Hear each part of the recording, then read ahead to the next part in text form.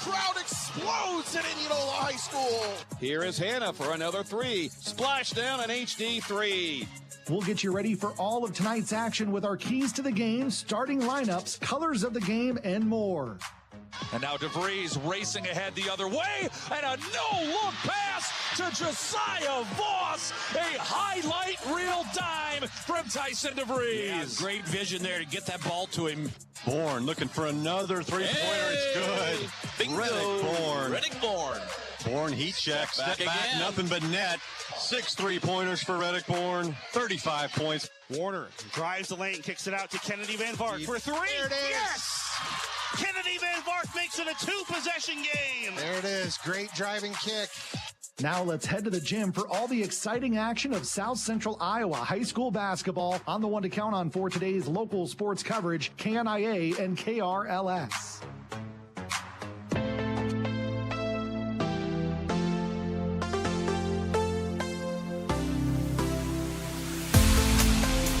It's Indianola basketball, and a brand new season is here from Indianola High School. I'm Andrew Swadner. He's Rick Wilson. This is the KNIA radio pregame show on 94.3 KNIA. Those tuning in live on Indianola Activities YouTube as your Indianola Indians take on the Warriors of Waukee tonight in their home opener, still non-conference action. And again, we mentioned his name, but not quite the fanfare. Mr. Rick Wilson back for high school basketball broadcasts. Yeah, I'm glad to be here. It is just great to be back up here sitting next to you. I do want to make a shout out to Rob Hawkins. I know he covered a lot of it last year while I couldn't get to this place I'm at now, but I'm telling you, well, I love that guy. And guess who's doing the PA tonight? Mr. Rob Hawkins. So there you go. He's a workaholic, isn't he? Absolutely, for sure. And we mentioned, you mentioned you loved working with Rob. I loved working with Rob as well, but it's very good to have you back on the broadcast. We got an early teaser last week. We did Simpson versus Central in American Rivers Conference play, but there's nothing quite like Tuesday and Friday nights here at high school basketball. And it is. And of course, we get one of the better programs in the state of Iowa. The Waukee Warriors coming to town. They're both boys and the girls here. And, of course, girls action will tip it off here. And I'll tell you, Andrew, watching our JV. Here's the thing.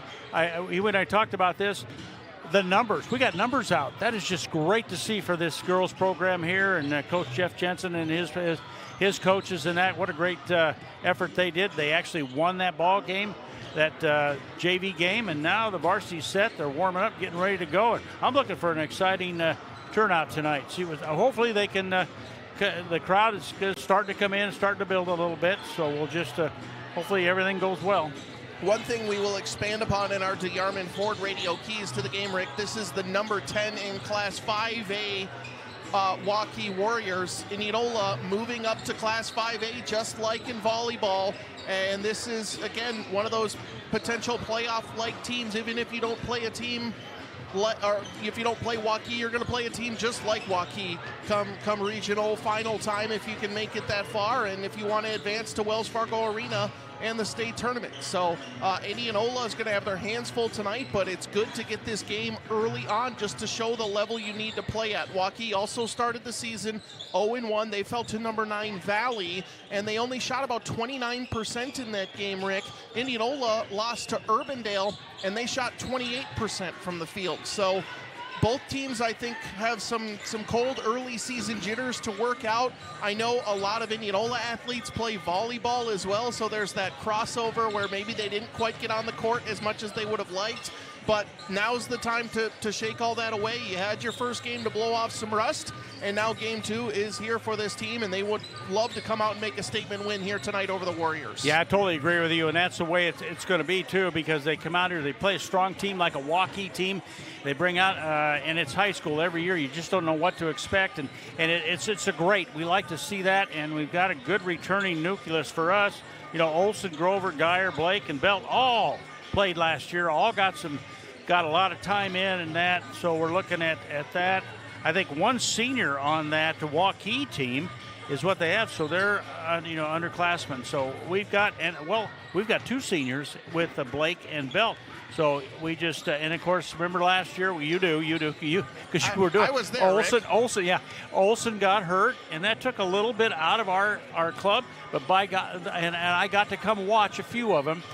But they just seem to gather, and then it's tough when you lose somebody with Lauren Olson's that she brings to the table. Well, I talked a lot to Coach Jeff Jansen about roles last year, and he just felt the team never had the roles that maybe they were best accustomed to, and last year it didn't work out as well as Indianola would have hoped. But the good news is this team got a lot of a chance to grow and be in those multiple roles. With Lauren Olson coming back, last year she was expected to be the primary scorer, and their leading scorer ended up being freshman Alexa Geyer and freshman Maddie Grover. And those were two roles they probably didn't expect to be in at the beginning of the season. Now with Lauren coming back and those two taking on that scoring role, it's kind of pick your poison a little bit. And of course we know Dana Blake, we know Zoe Belt, we know that they can score. There's going to be some other players out there, of course, that are contributing. I know Abby Kluver saw a lot of great minutes last year as well, and it's just going to be a lot of fun this year to see which Indianola players can step up on which night. Yeah, I totally agree, and I think that's what we're going to see. We're going to see a lot of kids get in the ball game. These young ladies are going to be able to participate, especially early on like this. This is game number 2 for both these squads, so they're learning. They're learning where they need to be and that kind of thing. So we hopefully tonight that maybe that ball goes in the hoop a little bit more. 28%. It's not a big. You want it, even if I say 35 or 36%, that's still a little bit better. And in a 10-point game, that changes everything. It does. It really does, and I totally agree. And yeah, it's we'll just have to see how they start up and how they come out tonight. That's going to be the big thing to watch. Again, Indianola girls basketball to start our girls-boys doubleheader. We have a ton of action on KNIA KRLS tonight. Opening night for really a lot of broadcasts, but some of them have broadcasts already. I know Mike Effner for Norwalk is already on broadcast number 3. It's my first one of the season. Pella taking on North Polk, Knoxville at Van Meter, Norwalk at Ballard, Pella Christian versus Eddyville, Blakesburg, Fremont, and Newton at Grinnell are all the games we have going on tonight. 6 games on KNIA KRLS and KNIAKRLS.com.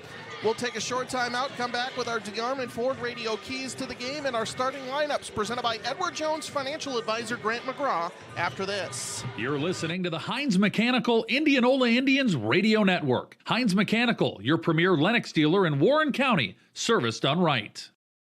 Winter weather has arrived, so prepare for the months ahead with a trip to McCoy True Value in Indianola. McCoy True Value has everything you need to battle cold, snow, and ice, including gloves, hats, snow shovels, ice melt, and tube sand. Prep your vehicle for winter by restocking on ice scrapers, windshield washer solvent, antifreeze products, and more. Time for a furnace filter change? McCoy True Value has you covered. Stop by today. McCoy True Value Hardware.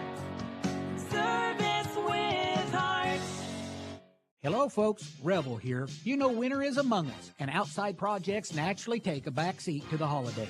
But if saving money is your thing, All American Exteriors is here to help. That's right, now through the end of the year, we have our lowest prices of the year. We have already started getting our price increases effective January 2nd. So if you need a roof, siding, or windows to make your house a home, what should you do? Call now. 515-255-4872.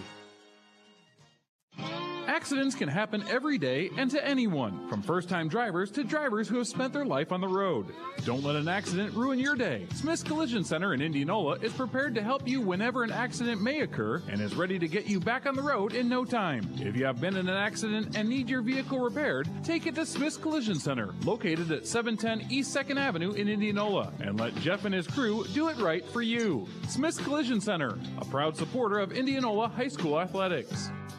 Satisfy your pizza craving with a trip to Godfather's Pizza Express. With 2 Indianola locations at 1201 North Jefferson Way and 2001 West 2nd Avenue, as well as 290 Highway 28 in Martinsdale, Godfather's Pizza Express is known for their delicious create-your-own and specialty pizzas, appetizers, and extras. Start your day right with one of Godfather's breakfast pizzas, rolls, or sandwiches. And don't forget to join their loyalty club and start earning free pizza after your first purchase. Order online at godfathers.com.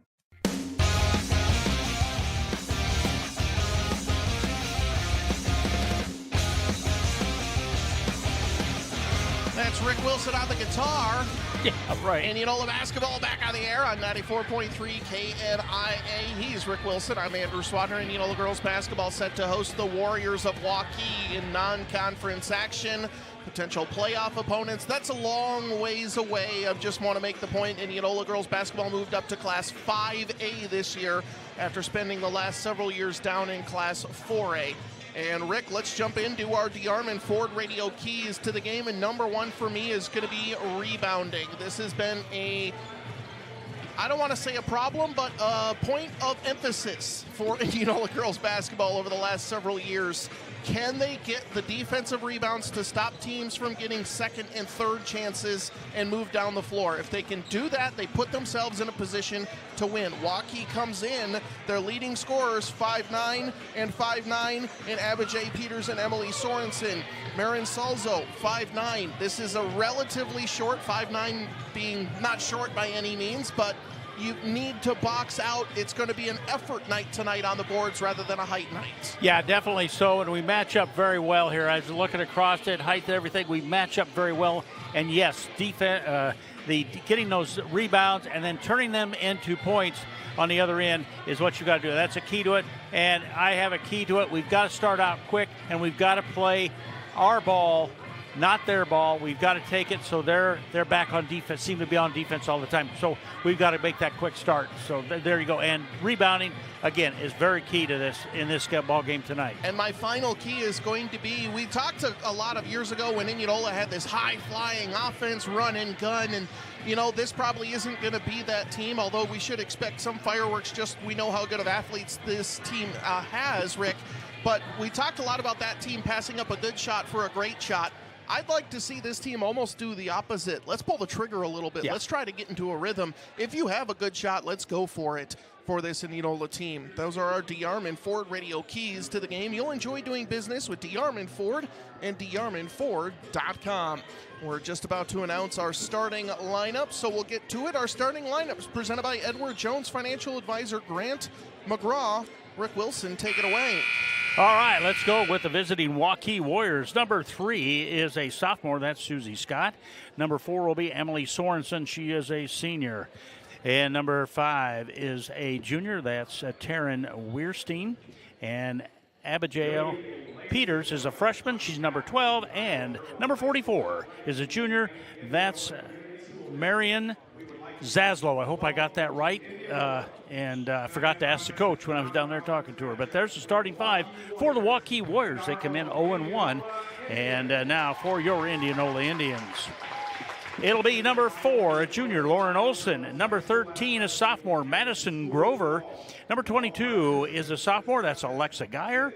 Number 23, a senior. That's Dana Blake. And finally rounding out the starting 5, number 24, a senior, Zoe Belt, for Coach Jeff Jansen and your Indianola Indians. Both teams come in at 0-1. That is tonight's starting lineups presented by Grant McGraw at Edward Jones Investments. If you're looking for a fresh start financially or need to tweak your investment lineup, contact Grant McGraw at Edward Jones Investments in Indianola. Rick, I just want to take some time to thank the Indianola athletics staff for a great fall sports season, looking ahead to winter sports, but I know Ryan Sweeney's done a great job, and just really everybody here at Indianola. There's a lot of construction going on for Indianola High School, so if you can't make it out to the game, especially home games, we're happy to have you listen. Yep. But they've had to navigate some probably not so easy times with just some different doors and lots of parking issues. So kudos to them for a great start to the winter sports season. Yeah, doing the best they can with what they have to work with, Andrew. And by golly, within the next 4 years maybe, you'll see the results of that, and it's just going to be fantastic for this school district. All right, well, we'll crank up the crowd mic and let the beautiful tones of Rob Hawkins take it away for the starting lineups. Number 13, Madison Grover. Yeah, as he goes through those, Andrew, it's Scott, Sorensen, Weirstein, Peters, and Zaslow for the Waukee Warriors. And, of course, Olson, Grover, Geyer, Blake, and Belt for Indianola. I'll go with Zalo. Zalo? Only because I heard Rob Hockey say it that way. Thank you.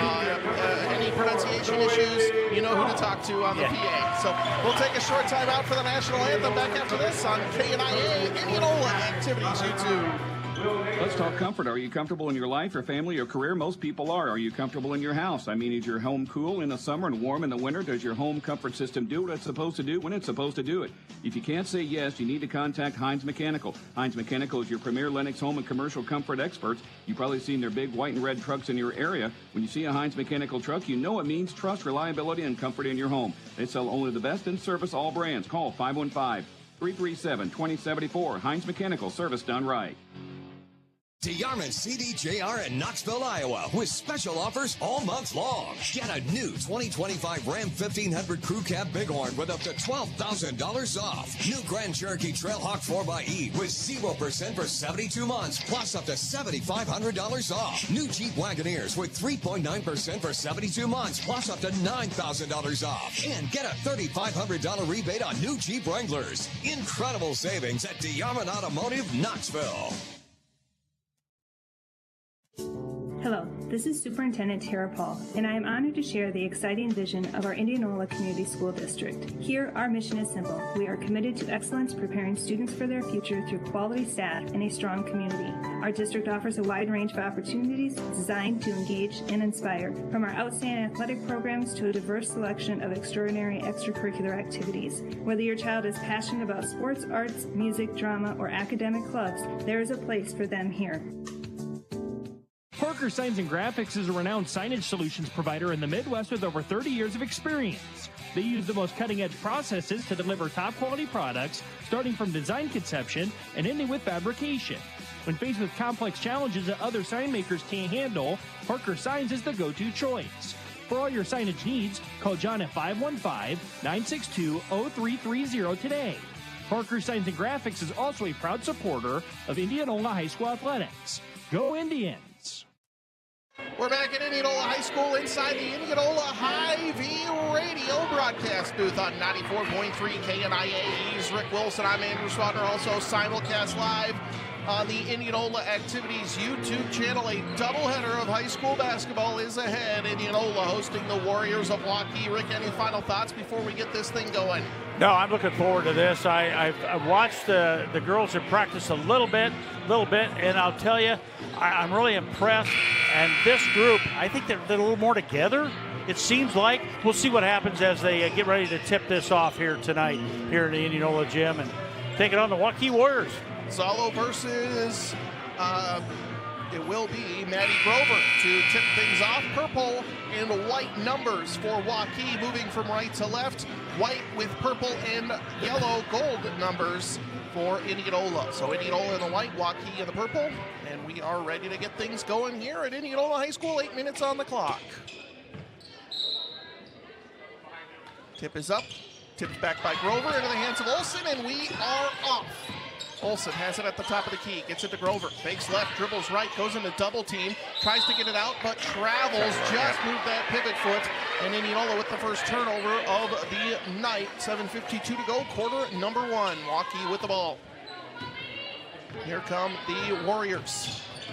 Dribbling right, Peters. She had 17 in the first game of the season as Waukee fell to Valley. Sorensen has it. Step back three is up off the back of the rim. No. Jumping for the rebound. Picked up by Belt. Here comes Indianola over the top to Geyer. Tries to get it down low. It's going to be tipped up and stolen away. Pass intended for Blake. Now here comes Scott. Scott has it. Goes nearly up top. Nearly stolen away to Zalo. Now back out. Three-pointer is up off the rim. No good. Offensive rebound. Zalo keeps it alive for Waukee. But a nice job by Lauren Olson to force the jump ball.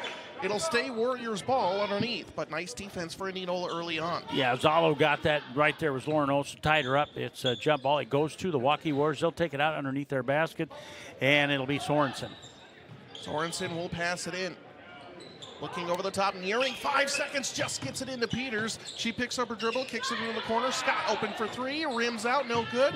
Belt hits the deck, and the ball is going to go out of bounds. Indianola ball. Looks like both Blake and Belt tripped over each other. I think they got tangled. They got tangled up down there a little bit, and fortunately, but it's Indianola basketball. Last touch by the Warriors. Worked out for Indianola. No one touched it after the ball hit the rim. 7:10 to go, quarter number one. Nothing score. Indianola Waukee. Geyer has it. Belt now swings it right side. Grover. Back to Belt, top of the key. Belt dribbles left, gets a screen from Blake, now dribbles it back out. Tries to hand it off to Olsen. It's going to go off her foot, and she gets it just before it goes back over half. Gets a screen from Blake, dribbles left, has it knocked away, retains possession, kicks it over the top, finds Blake into the corner, three-pointer, Belt blocked out of bounds. And will it be Indianola Wall? 8 seconds to go on the shot clock. Has a great block. Susie Scott stayed right with that. She stayed with it. Nice block by her, knocking it out of bounds. Like you said, it'll stay with Indianola with 8 on the shot clock. Pass over the top, nearly stolen away. Belt, Grover, looking down low, pass kicked, and that's a gift for Indianola. Good defense from Zalo, but it will put, I believe, on the shot clock. Well, we'll see. 6:42 to go, and still 5 on the shot clock, so I'll double check my rule book on that one. Pass gets into Blake, shot fake goes into the lane, splits the defense, and is fouled on her way to the hoop. Waukee didn't necessarily like the call, and it will send Blake to the free throw line for 2 shots. Yeah, I like the fact Dana Blake took that into the lane, got the shot up, couldn't make it, but is at the free throw line, and she's going to be shooting too. Blake first free throw rims in and out for the senior. Blake, a 4-year varsity athlete. That foul was on Wirstein. Yes. Second free throw, no good. So we're still scoreless. 6:37 to go, quarter number one. Here comes Peters for Waukee. Brings the ball down the floor. Nobody on Sorensen. Shot fake, dribbles right, has the ball knocked out of her hands. Over the top pass, Indianola has numbers. Olsen has it, dribbling left, goes down to the block, picks up her dribble, and can't find anywhere. Finally goes down low to Belt. Shot fake, gets everybody out of the way, misses the layup, and Waukee comes down with the rebound, and now Waukee has it knocked away, and it will remain Warriors ball, length of the floor to go. Nothing score still. 6:15 to go in the first. Yeah, I know 0-0, but right now, early on, I'm impressed with the way Waukee gets back on defense very quickly. They're doing a better job of it right now, but it's still early in this ball game with 6 minutes to go, still tied 0-0.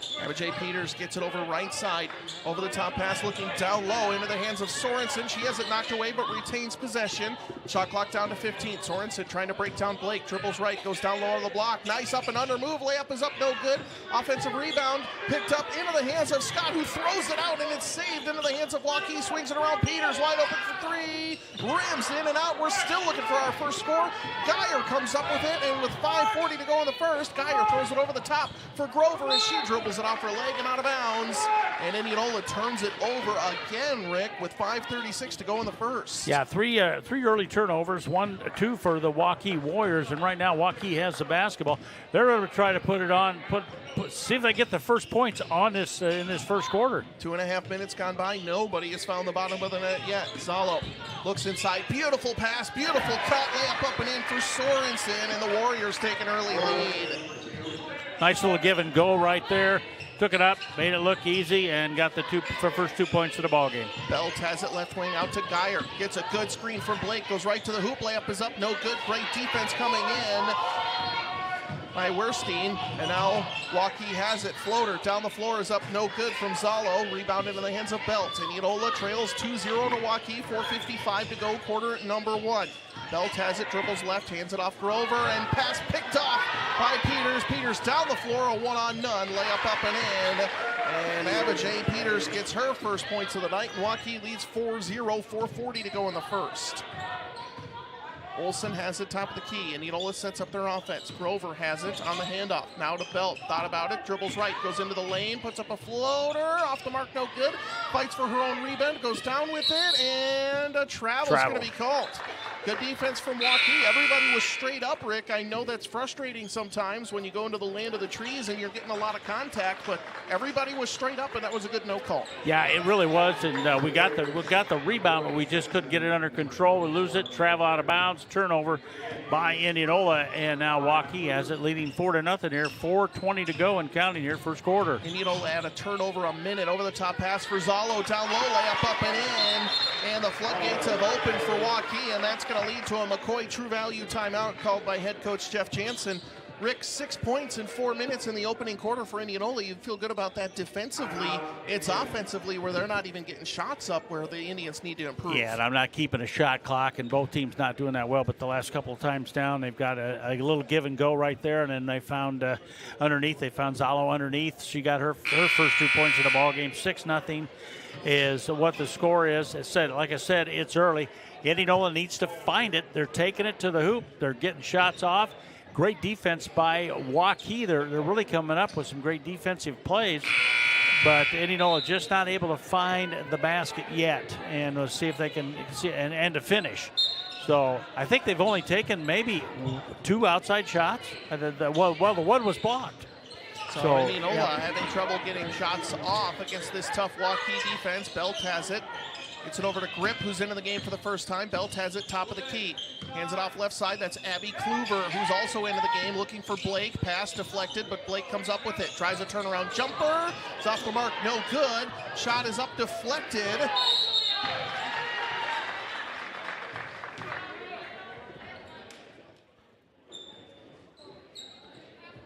And it will be out of bounds on Indianola. Waukee ball, 3:47 to go.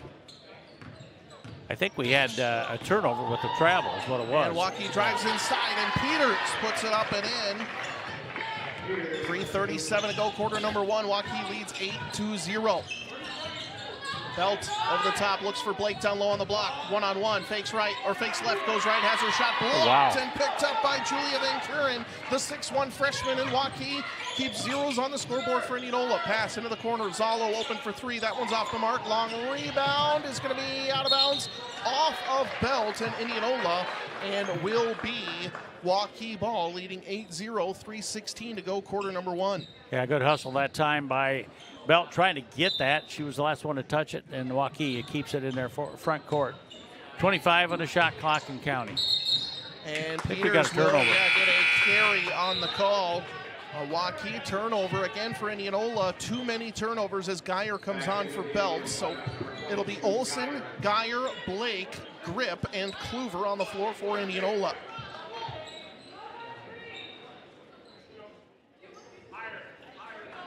Olsen will bring the ball up the floor. And Olsen out with a knee injury basically in game number 3 of last year. Grip has it, dribbling right side, goes into the lane, kicks it into the corner for Kluver. Kluver back up to Grip, swings it around Geyer, top of the key. Geyer dribbles left, goes over the top, looks down low. Olsen, her shot is blocked, but she gets it back. Turnaround shot is up, no good, but is fouled. Just the second foul for Waukee, and Lauren Olsen will head to the free throw line with 2:50 to go in the first to put Indianola on the scoreboard.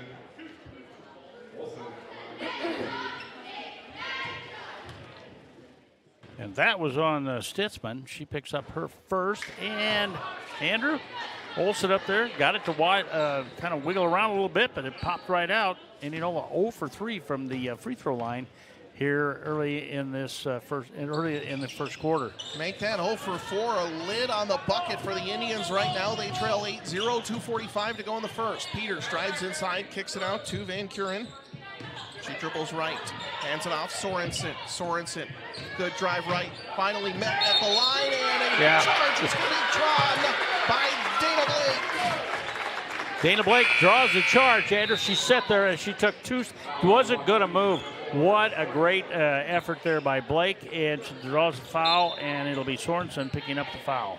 2:34 and counting to go in the first. Indianola playing well defensively. They need to turn it on offensively here, trailing 8-0. Geyer gets it into Blake, tries to hand it off to Grover. Ball's on the deck. Grover gets it back. Layup is in, and Maddie Grover gets Indianola's first score, and it's 8-2. Over the top pass down low, into the corner from Scott, goes to Zalo. Zalo into the lane, turnaround jumper is up, rattles around, does not fall, but a foul is going to be called, and this will be first free throws for Waukee of the night. Yeah, and picking up that foul will be, I believe, Madison Grover. She's going to pick up her first. It is her first, team first, and Zaslow, and she's been perfect for the line. Well, one game. She's averaged. She had 8 points in that first game, and right now she's got an opportunity here at the charity stripe. Waukee leading 8-2, make that 9-2. And Rick, talk about opportunities. Indianola trailed 8-2, and we're 0 for 4 on free throws. Now 9-2, and you hate to play the woulda, coulda, shoulda game, but now it's 10-2. Waukee has shot 2 less free throws and has 2 more points. Yeah, it's early. We understand that, but we just got to be able to find someplace, get a rhythm, get something going for Indianola right now. And right now, that Waukee defense, Andrew, is just keeping them at bay. Dyer dribbles right into the corner. Grover baseline.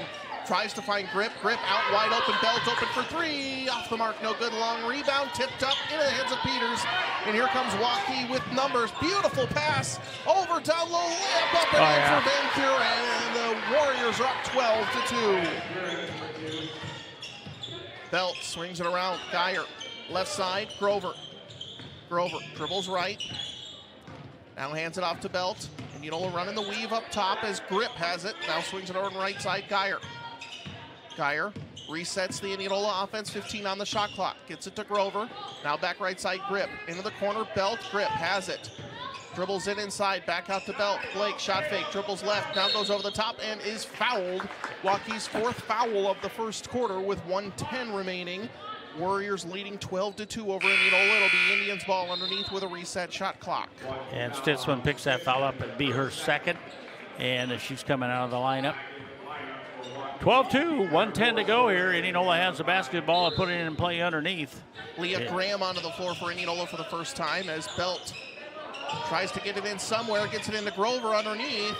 Single coverage, kicks it out to Belt. Belt looking inside, can't find anybody, finds Geyer. 1:03 and counting to go, quarter number 1, handoff to Graham. Graham dribbles right now to Grip. Right side, Belt, looking down low, gets it to Grover on the block. Belt, she dribbles left, up and under. Geyer has a driving lane, goes into the lane, nice job, splits the defense, layup up and in for Alexa Geyer. And Indianola now trailing 12-4, 43 seconds to go in the frame. Top of the key, pull up 3-pointer hits. Sorensen hits from deep, and that's the first triple of the game, and the Warriors lead 15-4. 1 second difference, shot clock and game clock. 30 seconds left to go in the quarter. Leah Graham has it. Belt at the top of the key. Belt dribbles right.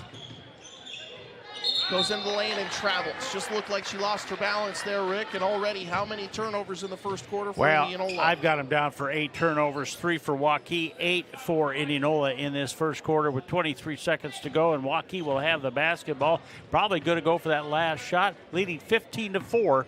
See what they do here. Yep, that's what they're playing for, that last shot. Sorensen has it, top of the key for Waukee, leading 15-4. 10 seconds to go, defended by Geyer on the right wing. Now Zala comes in for a screen. Pull up 3 at the top of the key. Back-to-back threes up for Sorensen. Back-to-back threes down. Indianola won't get a shot off at the end of the quarter. And Waukee in full control, leading 18-4. We'll be back after this on KNIA Indianola Activities YouTube. You're listening to the Heinz Mechanical Indianola Indians Radio Network. Experience should deliver maintenance-free, stress-free living in the communities with conveniences. Arcading Properties' pet-friendly communities cater to everyone from young professionals to families and downsizers. Our leasable townhomes offer a private front door and attached garage conveniently located near your workplace. It's the perfect blend of comfort and convenience. Trade apartment living for your new townhome lifestyle. At Kading, we make leasing easy. Visit KadingProperties.com to view available townhomes near you and discover why Kading Properties is the perfect fit for your lifestyle. Great seats, dude. But I gotta ask, how'd you score the tickets? Dude, I got them from work. From work? Yeah, man. I work for Smentech in Indianola, and free tickets are available to all employees for Iowa ISU football, Iowa Wild, Iowa Wolves, and the Iowa State Fair. So you're saying all I gotta do is work at Smentech in Indianola and I could be scoring free tickets? Smentech also offers free medical insurance premiums and annual educational scholarships awarded to children of employees. Smentech in Indianola, you said? Yeah, check them out at cementech.com. Click on the careers and find out for yourself. Welcome back inside the Indianola Hy-Vee radio broadcast booth on 94.3 KNIA, Indianola Activities YouTube. Indianola trailing Waukee 18-4. He's Rick Wilson. I'm Andrew Swadner, and Rick, Indianola on the offensive end, I think just needs to try and find something against this tough Waukee defense. Yeah, we talked about a couple of things, and one of those, as far as rebounding, Waukee is out-rebounding Indianola 9-5 right now. Beautiful drive by Grover as she splits the lane and goes right to the hoop and gets her 4th point. Peters tries to answer back. Couple Indianola Municipal Utilities instant radio updates to go over. Indianola switches to zone, Rick, to come out in this second quarter. Looks like a 2-1-2, 3-2, whatever you want to call it, with Grover in the middle wreaking havoc. They try to go down low. It's tipped up, but Zalo comes up with the jumper up and in. And the junior gets her 4th point, and Waukee leads 20-6. But I like the defensive change from Coach Jansen. Yeah, I think that's a smart move there. Make them shoot from the outside, and they actually got it inside a little bit. She shot that from inside the free throw lane at about 12 feet and made the bucket. Lauren Olson picks up her dribble, gets it out into the hands of Belt. 7:03 to go before halftime. Belt dribbles right. Waukee is, yeah, well, they're kind of in the lady-to-lady right now. Looked like it was zone a little bit. I think it's a lady-to-lady defense. Blake tries to go backdoor, has it deflected. Olsen comes up with it. She'll pull up for a deep 3 off the mark. No good. Peters with the rebound. Got a couple of scores to pass along, including Norwalk over Ballard, 25-8. And now in the ball into the corner, Sorensen. Boy, she is on fire from 3. She's got 11 points and has scored the last, or 9 of the last 11 for Waukee, and it's 23-6 Warriors over Indianola.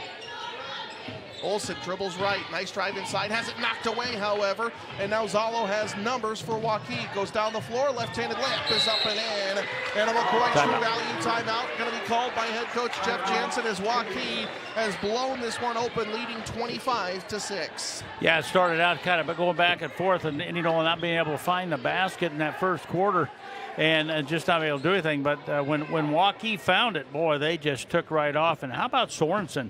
That young lady, the senior, really taking charge. Emily's doing a great job. You know, she's averaging 10 points. Well, she had 10 points in that first game. Right now she's got 11. 3 threes in a row, Andrew, and that kind of just lighted them up for them. And they've got 4 players that have scored for them. Indianola with just 2. Madison Grover has 2 buckets, and Alexa Geyer with just 2. Indianola Municipal Utilities instant radio updates coming in. Van Meter leads Knoxville 13-7. Pella Christian over Eddyville, Blacksburg, Fremont 16-7. And Norwalk over Ballard 25-8. These are all girls basketball scores at the end of the first quarter. And our Indianola Municipal Utilities instant radio updates. He's Rick Wilson. I'm Andrew Swadner. Coming out of a McCoy True Value timeout, it'll be Indianola ball in the white jerseys, moving from left to right. Waukee in the purple, leading 25-6. Indianola needs to find a rhythm. They need to find somebody that's going to be able to shoot. I think Olsen's taken the only shot. I think the other one might have been taken by Alexa Geyer. But we've done a lot of trying to dribble it into the paint and take on the Warriors. We got to find somebody that can really put that ball in from outside. Hadley Erickson as well as Sam Grip onto the floor for Indianola. Belt gets a screen from Blake, dribbles right, goes to the free throw line, has the ball knocked off her leg and out of bounds, and another Indianola turnover will be Waukee ball, leading 25-6, 5:57 to go, quarter number 2. Yeah, tough. We talked about that when we went to the commercial break. Turnovers are killing us. I think they're scoring points off the turnovers. Sorensen wide open for 3 in the corner, and that is not who you want to leave open if you're Indianola. She hits again. 14 points on 4 for 4 on her last 4 3-point shots from outside. Olsen's drive inside is blocked by Waukee. They grab the ball, and they're quickly coming down the floor. Zalo has it and travels.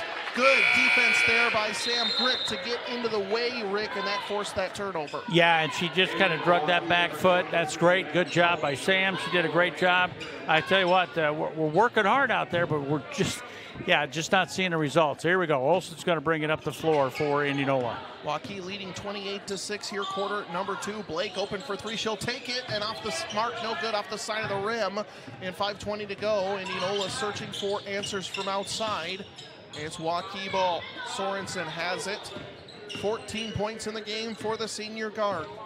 Abijay Peters over the top pass. Van Kuren into the corner. Sorensen, she can't miss. No. 5 threes in a row for Emily Sorensen, and Waukee leads 31-6. Boy, I like her shot. She's really got a nice release, and they just happened to go in. Nice move to the basket by Dana Blake. Blake drives inside and is fouled on her way to the hoop. As Indianola 0 for 4 from the free throw line. Fouls on Jaden Van Pelt, her first, team first of this second quarter, and Blake trying to get her first points of this game and misses from the stripe. Dana now 0 for 3 from the charity stripe.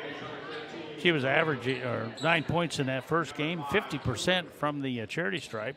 So Dana Blake with one more chance here. Clock stopped at 4:54, 31-6 and 31-7, Andrew. There we go. Blake finally gets a friendly roll from the Indianola rim. 31-7, Waukee in full control. 4:47 to go before halftime. Abijay Peters, beautiful crossover, but well defended by Olsen. Kicks it into the corner. Indianola defends Sorensen well, but they get it out to Peters, and she puts up a shot fake and jabbed right, moved left before she dribbled, and a travel is going to be called. I like the move, but you've got to be able to, when you do that, you got to put the ball down. She didn't do that, so it's a turnover for Waukee. That's their 5th of the game, the first half here. It's been a while, but I'll bring it back, but they called that a swagger at Farmington High School. Olsen turnaround shot is up, no good. Rebound into the hands of Waukee. Peters has it, deep three, hand in her face off the front of the rim. Good rebound from Erickson, and here comes Indianola trailing 31-7. Erickson, nobody stops ball, gets it to up top at Blake. Now beautiful pass down low, Grover layup up. That was great. Grover up to 6, great find from Blake. And Grover has 6 of Indianola's 9 points. Yeah, it's Dana Blake recognizing where she was, got the assist on that, and 2 more, makes it 31-9. Just under 4 minutes to go here in the second quarter. Peters has it into the corner. Nice drive, gets around Kluver, can't finish, and the rebound is going to be tipped up and out of bounds off Waukee. And 3:49 to go, quarter number 2. Indianola gets a couple of defensive stops in a row, and they're looking to climb into this game, trailing 31-9. It's not a panic situation. You just need to come back, just bringing it back. If they can get within, I'll say 10, which is very easily possibly to do here. I think that can work out. We've still got half this quarter to go. Indianola is just finding a way to get it to the basket, and they're putting points on. That's good. Over the top pass, Olsen. She dribbles baseline, splits the defense to the hoop, layup up and in, and Lauren Olsen has had some unlucky rolls, gets her first points of the night. And Indianola on a 4-0 run to try and get back into it here, trailing 31-11. Peters gets around her defender, straight to the hoop. Layup is up, no good. However, Olsen has it, and Indianola tries to continue their run. Kluver has it, looking up ahead for Blake. Hand fighting going on down low as Indianola resets, as Kluver has it right wing. Hands it off to Grover. Now to Erickson. Over. Olsen open for 3. Off the mark. No good. Long rebound picked up by Zalo. And here come the Warriors. Zalo quickly down the floor. Gets it over left side. Erickson beats everybody back down and quickly gets the ball up into the hands of Grover as Waukee turns it over again. Indianola. Grover has it on the block. Triple team. Someone's open. Blake shot fake. Dribbles right. Goes into the lane. Up and under. Blake. Layup up and in. And Indianola's found some rhythm. And they trail 31-13. I like Dana Blake. Grover was a triple team, so here comes Blake. She takes it down the middle and gets the points, and that's going to be a turnover, Andrew. He turns it over again, and Indianola with some much-needed momentum. In the last minute and 40 seconds, that's 4 turnovers for Waukee. So they're coming back. May not get within the 10, like I said, but it's going to be that type of momentum that you want to take into the half. And timeout called, I believe, by Waukee. Waukee calls a McCoy True Value timeout. Indianola 3 left, Waukee 4 left. Indianola yet to commit a foul in this second quarter. Committed just 1 in that first quarter. Waukee already up to, I believe, 5. So in the overall, I should say. 5 just overall. one in the second quarter. Indianola with no fouls. Excuse me. I check that call. Madison Grover has one. So Grover 6 points, Olsen 2, Blake 3, Geyer 2. And Indianola trailed by 22 just a second ago. By 24. Indianola on a 6-0 run.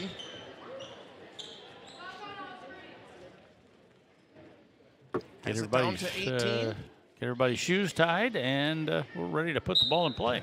That's why I wear shoes without laces, Rick. That's what I do. It's easier for me. Blake has it right side, gets it to Erickson. Belt dribbles right, goes into the lane, tries a shot, blocked, well defended by Van Kuren, and Waukee grabs it. 2:15 to go in the quarter. Pass gets left side. Peters, hesitation, pull-up jumper, off the mark, no good. Long rebound, picked up by Kluver. Here comes Indianola after another defensive stop. Kluver, Geyer, left wing, looking inside for Blake. Blake clears out defenders as Geyer's going to be fouled on her way to the hoop. It looks like Weirstein picks up the foul. That's going to be her second, team second, and it's Indianola ball underneath. Susie Scott comes on for Waukee. Belt tries to throw it in and gets it over into the hands of Erickson on the right corner. Swings it around Blake, right wing. Blake fakes the handoff, dribbles right, no cutter. Cross court to Belt. She dribbles right. Belt looking for an entry drive in, can't find one, gets it out into the hands of Kluver, tipped by Waukee into the backcourt. Yes. Erickson has it.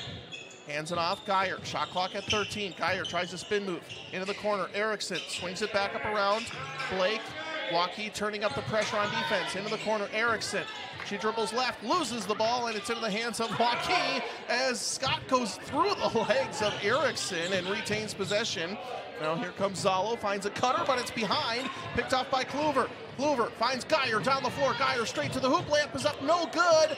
No call. Geyer wanted the whistle, and it's going to be off of Indianola, out of bounds. Waukee ball, 1:12 to go before halftime. Waukee leading 31-13.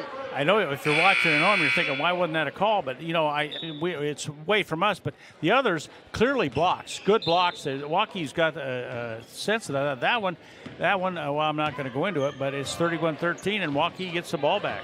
But Jay Peters, 4 points on the night, tries to go over the top. Beautiful pass down low to Sorensen, and she's been the scoring monster tonight for Waukee as they lead 33-13, 55 seconds to go before halftime. Olsen has it, looking for a screen, can't find one, goes back to Grip, not sure if that was behind the back or a pass, but we'll take it either way. Belt dribbles baseline, picks up her dribble, shot is blocked and out of bounds by Waukee, and 42.8 seconds to go in the half. It'll be Indianola ball underneath. And that time it was Van Kuren. They do a great job of defending and going straight up. They're not moving into you. That's why they're getting a lot there. I think we got an offensive foul here. A moving screen is going to be called on Indianola. 42.3 seconds to go before halftime. Indianola's first foul, I think it was on Zoe Belt. Yeah. Her first. And Waukee will have a 6-second difference between shot clock and game clock. Peters picks up her dribble at the elbow, double teamed. Beautiful read by Olsen, who grabs the ball and then gets tripped and out of bounds. And it will be Waukee ball. Olsen went to the ground because of contact and lost the ball on her way down, and Waukee comes up with the ball. Indianola fans a little disappointed with the call, to say the least. Peters moves away through the screen. Sorensen has it, shot clock off. Waukee ball. Scott has it, right side, gets a screen. Back up top, Sorensen. Wouldn't be surprised if she just pulls the trigger. She dribbles right, goes right at Erickson, loses the ball, picks it up. Coach Jansen wants to travel. Yeah. Peters drives inside her. Layup is up and in, and Waukee gets the score. 10 seconds to go in the half. Here comes Geyer, 7 seconds. Geyer hands it off. Belt, 3 seconds. And pass is stolen away by Peters. 1 second, puts up a heave. No good. And Indianola having trouble against the long arms of Waukee. Trails 35-13 heading into halftime. Halftime coverage after this on KMIA Indianola Activities YouTube. out these amazingly hot deals at your Indianola Hy-Vee this week. Just bare boneless, skinless chicken breasts, $3.99 for an 18-ounce package. Hy-Vee pasta, 99 cents. Jack's Pizza, 3 for $9. Marie Callender's Bowl, Healthy Choices Steamers or Banquet Mega Meal for $2.77. And Hy-Vee Chunky Soup is just $1.88 a can. Those deals and more this week at your Indianola Hy-Vee.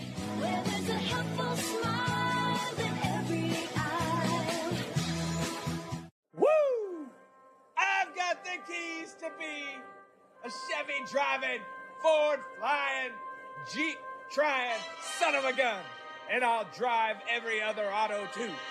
Regardless of what kind of auto your keys start, when you have car or truck problems, simply take it to Keller's. Woo! Hi, this is Chad Keller with Keller's Garage in Indianola, Iowa. I'd like to take time to thank everyone that trusts us to work on their vehicles, and for simply taking it to Keller's. Winter weather has arrived, so prepare for the months ahead with a trip to McCoy True Value in Indianola. McCoy True Value has everything you need to battle cold, snow, and ice, including gloves, hats, snow shovels, ice melt, and tube sand. Prep your vehicle for winter by restocking on ice scrapers, windshield washer solvent, antifreeze products, and more. Time for a furnace filter change? McCoy True Value has you covered. Stop by today. McCoy True Value Hardware. Service with heart. Fall may have been beautiful, but winter weather is approaching fast. Now's the time to make sure your roof is up to the challenge. If your roof was hit by any of this year's storms and hasn't been inspected yet, don't wait. The experts at Wolf Roofing offer free inspections to give you peace of mind before winter sets in. Protect your home with confidence. Contact Wolf Roofing today and we'll ensure your roof is ready for the months ahead. Call 515-225-8866 or visit wolfroofing.net to schedule your inspection. Wolf Roofing, local, experienced, trusted for over 30 years. Halftime coverage live at 94.3 KNIA Indianola Activities YouTube inside the Indianola Hy-Vee radio broadcast booth. Waukee leading Indianola 35-13. Rick, hot shooting from outside from Emily Sorensen. She has all 5 3-pointers made in this game. Other than that, Indianola cold from outside. And this is a team that I think needs to go inside out, and they've started to get some of the inside working, but they maybe need to try and find some of the distance from outside. Yeah, I totally agree, and I tell you what, Sorensen was just unbelievable. I really like the play of number 12. That's Abijay Peters. She was that point guard. She's a freshman, and she really did a nice job. She got some key rebounds. She got some kickouts. She did a nice job out there. She had 6 points. And she's just kind of all over there. I like the way she runs that floor for the Waukee Warriors. And I think leading the way for Indianola, if I turn around that, it's Madison Grover. Early on, she took that in.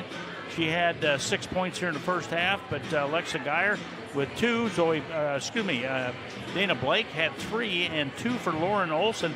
And really not a lot of outside shooting. We took a lot of things into the lane and missed some shots. And again, I'll say it again, Waukee does a nice job of defending. They're straight up and down, Andrew, and they're not moving into you. That's why we're not getting a lot. A lot of times you take it to the, you'll get that where you lean in and do that. They are very well disciplined on that, and that's what's keeping them. 13 turnovers for Indianola here in the first quarter. We had 4 turnovers for Waukee, and they ended up with 3 turnovers for Waukee. They ended up with 9 for the first half. So turnovers kind of let Indianola get back into it. It's 35-13. Not where I wanted to be. I wanted to be within 10 or 12. But still, it's what it is. But, boy, I'll tell you, you couldn't stop Emily Sorensen. She just right side, left side, wherever she was popping them in, and 5 threes for her. I think she made 5 in a row. Yeah. 5 in a row for Sorensen, 19 points. Some Indianola Municipal Utilities instant radio updates, halftime scores coming in. Van Meter over Knoxville, 23-11 at halftime. Pella Christian over Eddyville Blakesburg Fremont, 21-17. And, of course, Waukee over Indianola, 35-13. Still waiting on Pella versus North Polk. I believe that's a girls-only game on our KRLS 2 stream. Norwalk at Ballard was 25-8 at the end of the first quarter. And then Newton at Grinnell, the latest update was Newton 7, Grinnell 3 at the end of quarter number 1. About 5 minutes to go before we start quarter number 3. We'll take a short timeout, and we'll have second half adjustment in IA. Have you heard the news? No, what is it? People's Bank is giving out more than $1 million in rewards to people with Kasasa checking. Wait, say that again? People's Bank has given out more than $1 million in rewards to people with Kasasa checking accounts. Usually you put your money in a checking account. You don't get money back. Not if you're a People's Bank Kasasa checking account holder. When you have a People's Bank Kasasa checking account, you can earn cash rewards for doing simple things like getting e-statements, using online banking, and swiping your debit card. Wow, People's Bank really does reward its customers. Yeah, to the tune of $1 million.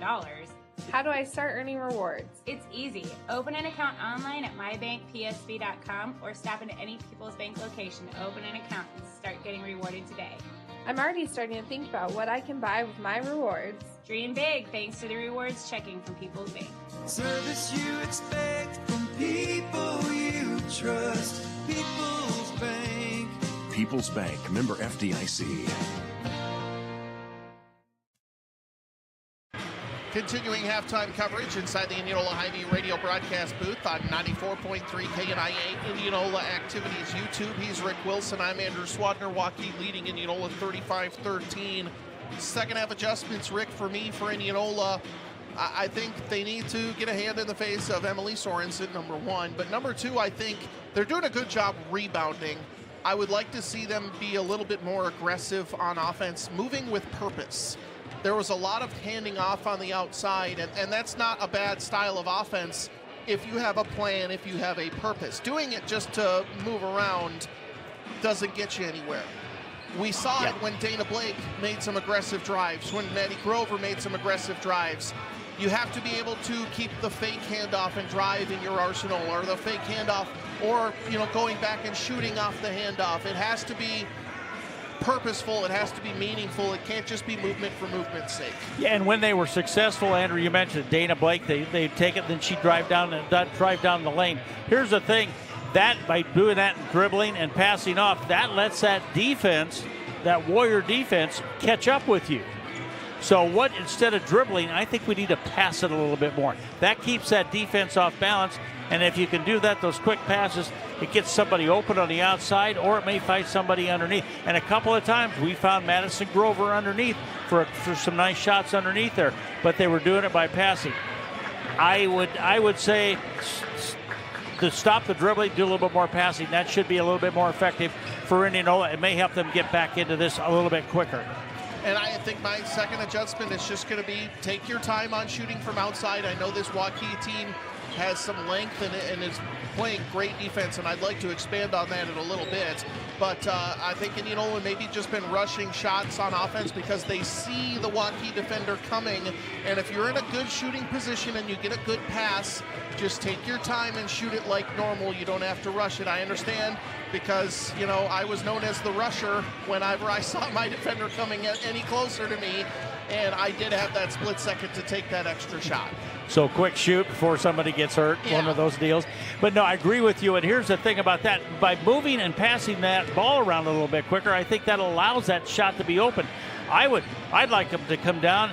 I don't care if you've taken 10 seconds off the shot clock. If you got it, take that shot and then get in position to rebound. Block out and get that rebound and do that putback. So it's got to be, we've got to take them out of what they're doing. And right now, it's been all their ball game in this first half. That is second half adjustments. You're listening to Indianola High School basketball on 94.3 KNIA. And Rick, I wanted to expand on that point about Waukee's interior defense. Referees, and good referees, and deservedly so, will not call fouls when everyone is straight up, even if there's a lot of contact, because the defender has just as much right to be where they are as the offensive player does. And I think Waukee, whether that's coaching or just good athleticism, it's usually a combination of both. They're just playing very good interior defense right now, and I want to commend Waukee for doing so, because it's causing Indianola a lot of problems. And it's a lost art to me in high school basketball, is going straight up on defense, because everyone likes to try and draw the foul and get to the foul line. But when you're playing straight up, the good referees notice it, and they won't call those kind of ticky-tack fouls where if you're leaning over, that is a foul, and you deserve to have it called on you. You're so right on that. Danielle Franklin, their coach, I'll tell you what, she's done a masterful job. These kids move their feet, they get into position, But again, I'm going to say, by Indianola dribbling, they're allowing that to happen, and they need to be passing that ball a little bit more. I know I've said that 3 times, but I think it's going to be a key to this second half, how quickly we can move that ball around on the offensive end. I also want to mention Waukee 2 of 2 at the line, Indianola 1 of 6. Yep, thank you. You're listening to the Heinz Mechanical Indianola Indians Radio Network. Heinz Mechanical, your premier Lennox dealer in Warren County. Service done right. It'll be Waukee ball to start quarter number 3, leading 35-13 over Indianola. We're inside the Indianola Hy-Vee radio broadcast booth. He's Rick Wilson. I'm Andrew Swadner. Starters on the floor for Indianola: Belt, Grover, Blake, Geyer, and Olson. Peters has the ball for Waukee. She has it at the top of the key. Goes right side. Zalo. Now back out to Sorensen, who had the hot hand. Zalo dribbles right, hands it off Sorensen, defended by Blake. Double teamed over the top pass. Beautifully defended by Grover. Zalo has it down low. She's double teamed. Pass into the corner. Scott was wide open. She was doing jumping jacks trying to get over there. Now a drive in by Peters. Her layup is up, no good. Olsen comes up with it, and Indianola gets an early stop. Geyer. It's great ball movement, and Indianola was really right there with them. Good job by Indianola. Olsen's pass to Grover goes a little bit too far. She saves it back and bounce to Geyer. She tries to go over the top, and it's stolen away by Werstein. And these long arms of Waukee. Scott has it on the left wing for the Warriors. 7:08 left to go, quarter number 3. Nice spin move, well defended by Olsen regardless. Cross-court pass, three-pointer. Werstein is up. Off the mark, no good. Saved and bounced by Scott, but it goes right to Belt, and Indianola has numbers if they can take advantage, but no, Waukee gets back in time. Belt has it, gets it over to Lauren Olsen. Double screen set up top. Olsen gets the handoff into the corner. Belt shot fake, dribbles right, goes into the lane. Floater is up from Belt. It's no good. Long rebound picked up by Sorensen. Sorensen one-on-one versus Blake. Up and under. Left-handed layup is up and in. 21 points for Emily Sorensen. And we see that Sorensen can shoot from the outside. She hustled down the floor. They found her underneath. Nice assist, and 2 more points for Sorensen and the Waukee Warriors. Waukee leading 37-13. Geyer has it, dribbles it inside the lane. Right-handed layup is up, no good. Nice spin move by Geyer, and she is fouled and will head to the free throw line for the first time tonight. I think Sorensen will pick that up, and that will be her second, Andrew, on the night. It will First be. team foul. One thing Indianola has done a good job of is not fouling, as Geyer's free throw, nothing but nets. Well, Geyer, 67% in that first game, had 11 points, and she's got her 3rd point of the evening right here. Good job. And there we go. Geyer 2 of 2 at the line, makes it 37-15. Indianola trying to kind of slowly chip away at this big Waukee lead. 3-pointer from long distance is up by Scott, and no good. Rebound into the hands of Geyer. Geyer quickly down the floor, dribbles right side, picks up her dribble, finds Blake, swings it around Olsen. Back to Blake, gets a screen from Grover, tries to go over the top, but Grover wasn't quite ready for it, and it's stolen away by Sorensen. Sorensen kicks it into the corner. Peters dribbles left, floater is up. No, beautiful pass down to Werstein. She's fouled. Good find from Peters. And Waukee, I think, will head to the free throw line for 2 shots. That'll be Zoe Belt picking up her second. Sorensen down there, got it, took it all the way down, and really, she's just kind of everywhere. She's that leader for them right now, as she has been that senior. With 19 points and 2 more here. She's got 21 points in the ballgame. 37-15, 5:50 to go. Clock is stopped. And we've got the Waukee Warriors at the free throw line. Taryn Werstein misses her first. Waukee now 2 of 3 at the line. Misses the second. Grover with the rebound. Here comes Indianola. Trailing by 22, which was the deficit at halftime, as Grover dribbles to the top of the key. Finds Olsen. Olsen dribbles left, tries to cross over, but Peters is right there. Peters with a one-on-one down the floor, and layup up and in. Abigail Peters up to 8 points, and Waukee leads 39-15. I think that's about the second time she's picked our pocket, right? And that ended up in 2 points for her. Geyer drives inside, throws up a shot despite some contact, no call. And Sorensen with the rebound after the miss. Sorensen, Peters, right wing, open for 3, off the mark, no good. Geyer with a rebound. quickly gets it over to Olsen. 5:07 to go in the third quarter. Waukee leading 39-15.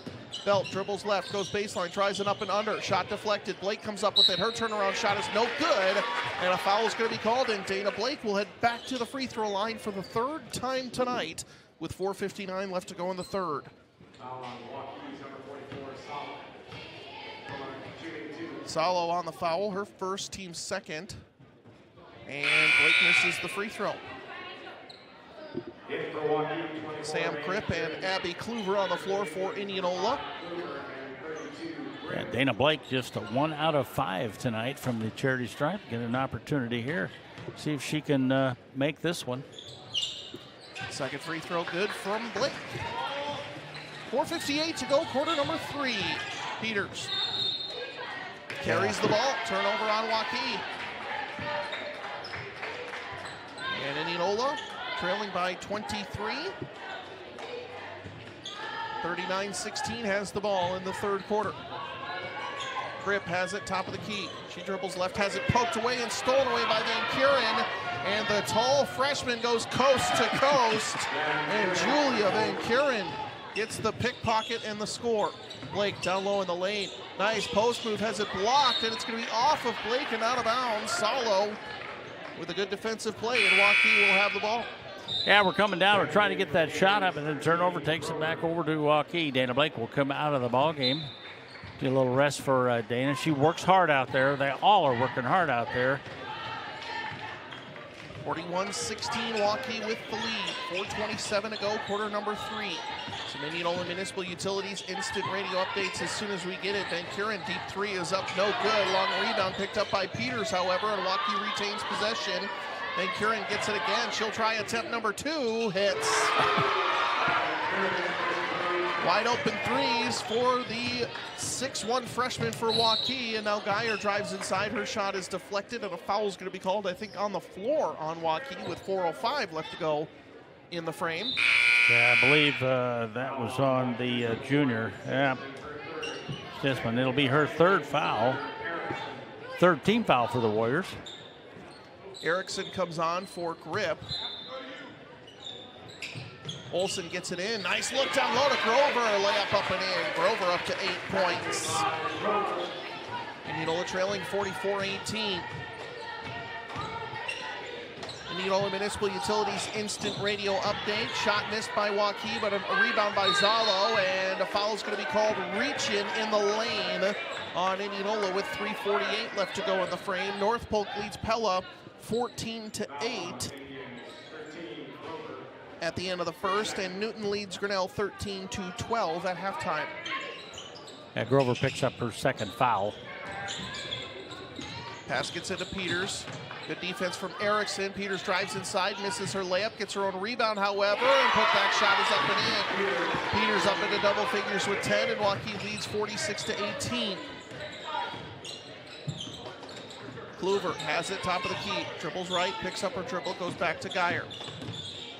Geyer back out to Kluver, right wing. Kluver dribbles baseline, tries it up and under. Kluver looking for cutters, finds Olsen down low on the block. Shot is up, no good, gets her own rebound, poked away and picked up by Waukee. Sitzman over the top, Van Kuren down low. Layup is up, no good, but a foul is going to be called on Indianola with 3:09 left to go in the third. Warriors leading 46-18. It's just impressive. I talked about this in the first half. Waukee, how they get down the floor, they're very good at getting down the floor. Foul called on Indianola, and it'll be Van Kuren at the free throw line. And I believe was the foul on Erickson? I'm not sure. I'm not sure. I'm trying to look up, see. I know she was in the area. Maybe it was. I'm not sure, but we'll find out. Free throw is good for Van Kuren. Blake comes back onto the floor. Leah Graham comes back onto the floor, along with Belt, Erickson, and Grover.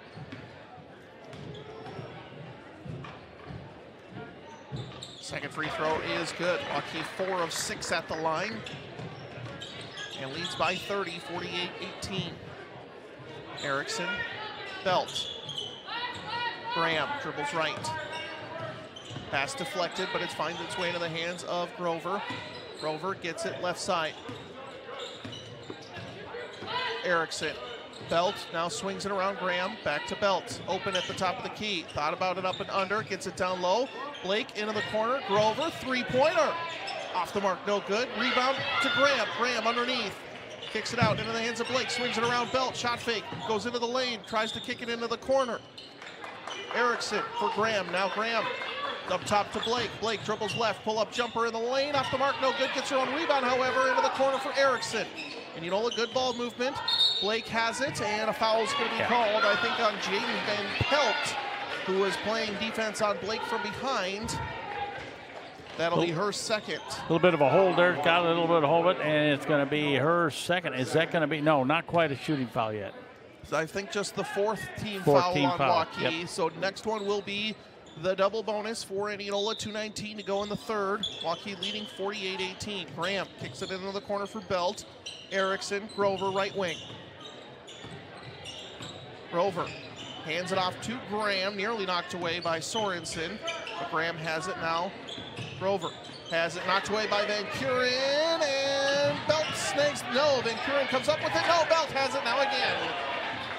Back and forth we go. Belt grabs it, and Indianola retains possession. Belt dribbles left side, tries to go into the lane, loses the ball, picked up by Waukee with 1:50 to go in the third, and now a foul is going to be called on Zoe Belt. And if that is on Zoe, it'll be her third, Andrew. 48-19. Stetson will take it out for the Waukee Warriors, making substitutions, and it'll be Peters coming back in. Going out will be Sorensen. Sam Grip comes on for Belt. Indianola Municipal Utilities instant radio update coming in.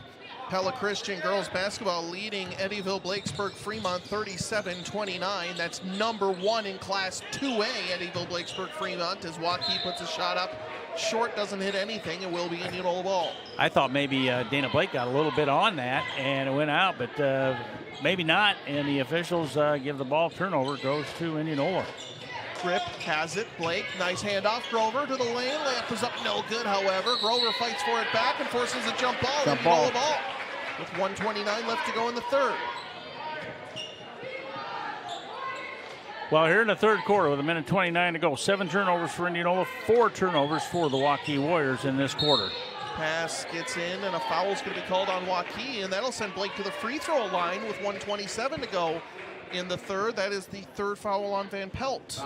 She picks up foul number 3, and then we will have free throws for Indianola.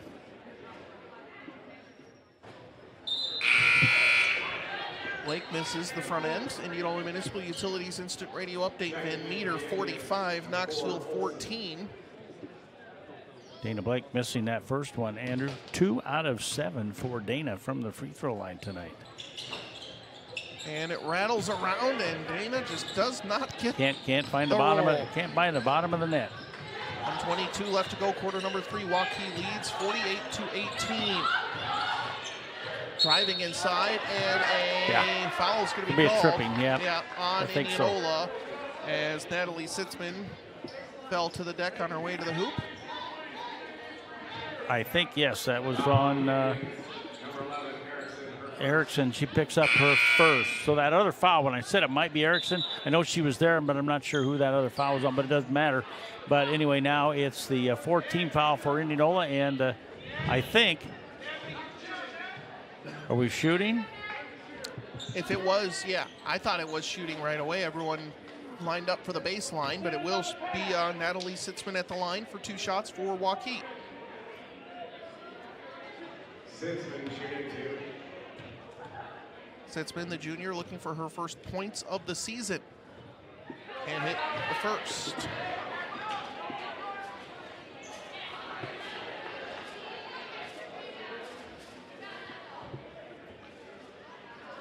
Sitzman's second free throw coming up. 1:16 left to go, quarter number 3. I know there's conversation between coaches and the ref, but now we're going to be back shooting the free throw. Oh. No good, but an offensive rebound for Waukee is Peters. Pass deflected by Erickson out of bounds. Good defensive play on the help by Hadley Erickson. And it will be Waukee ball underneath.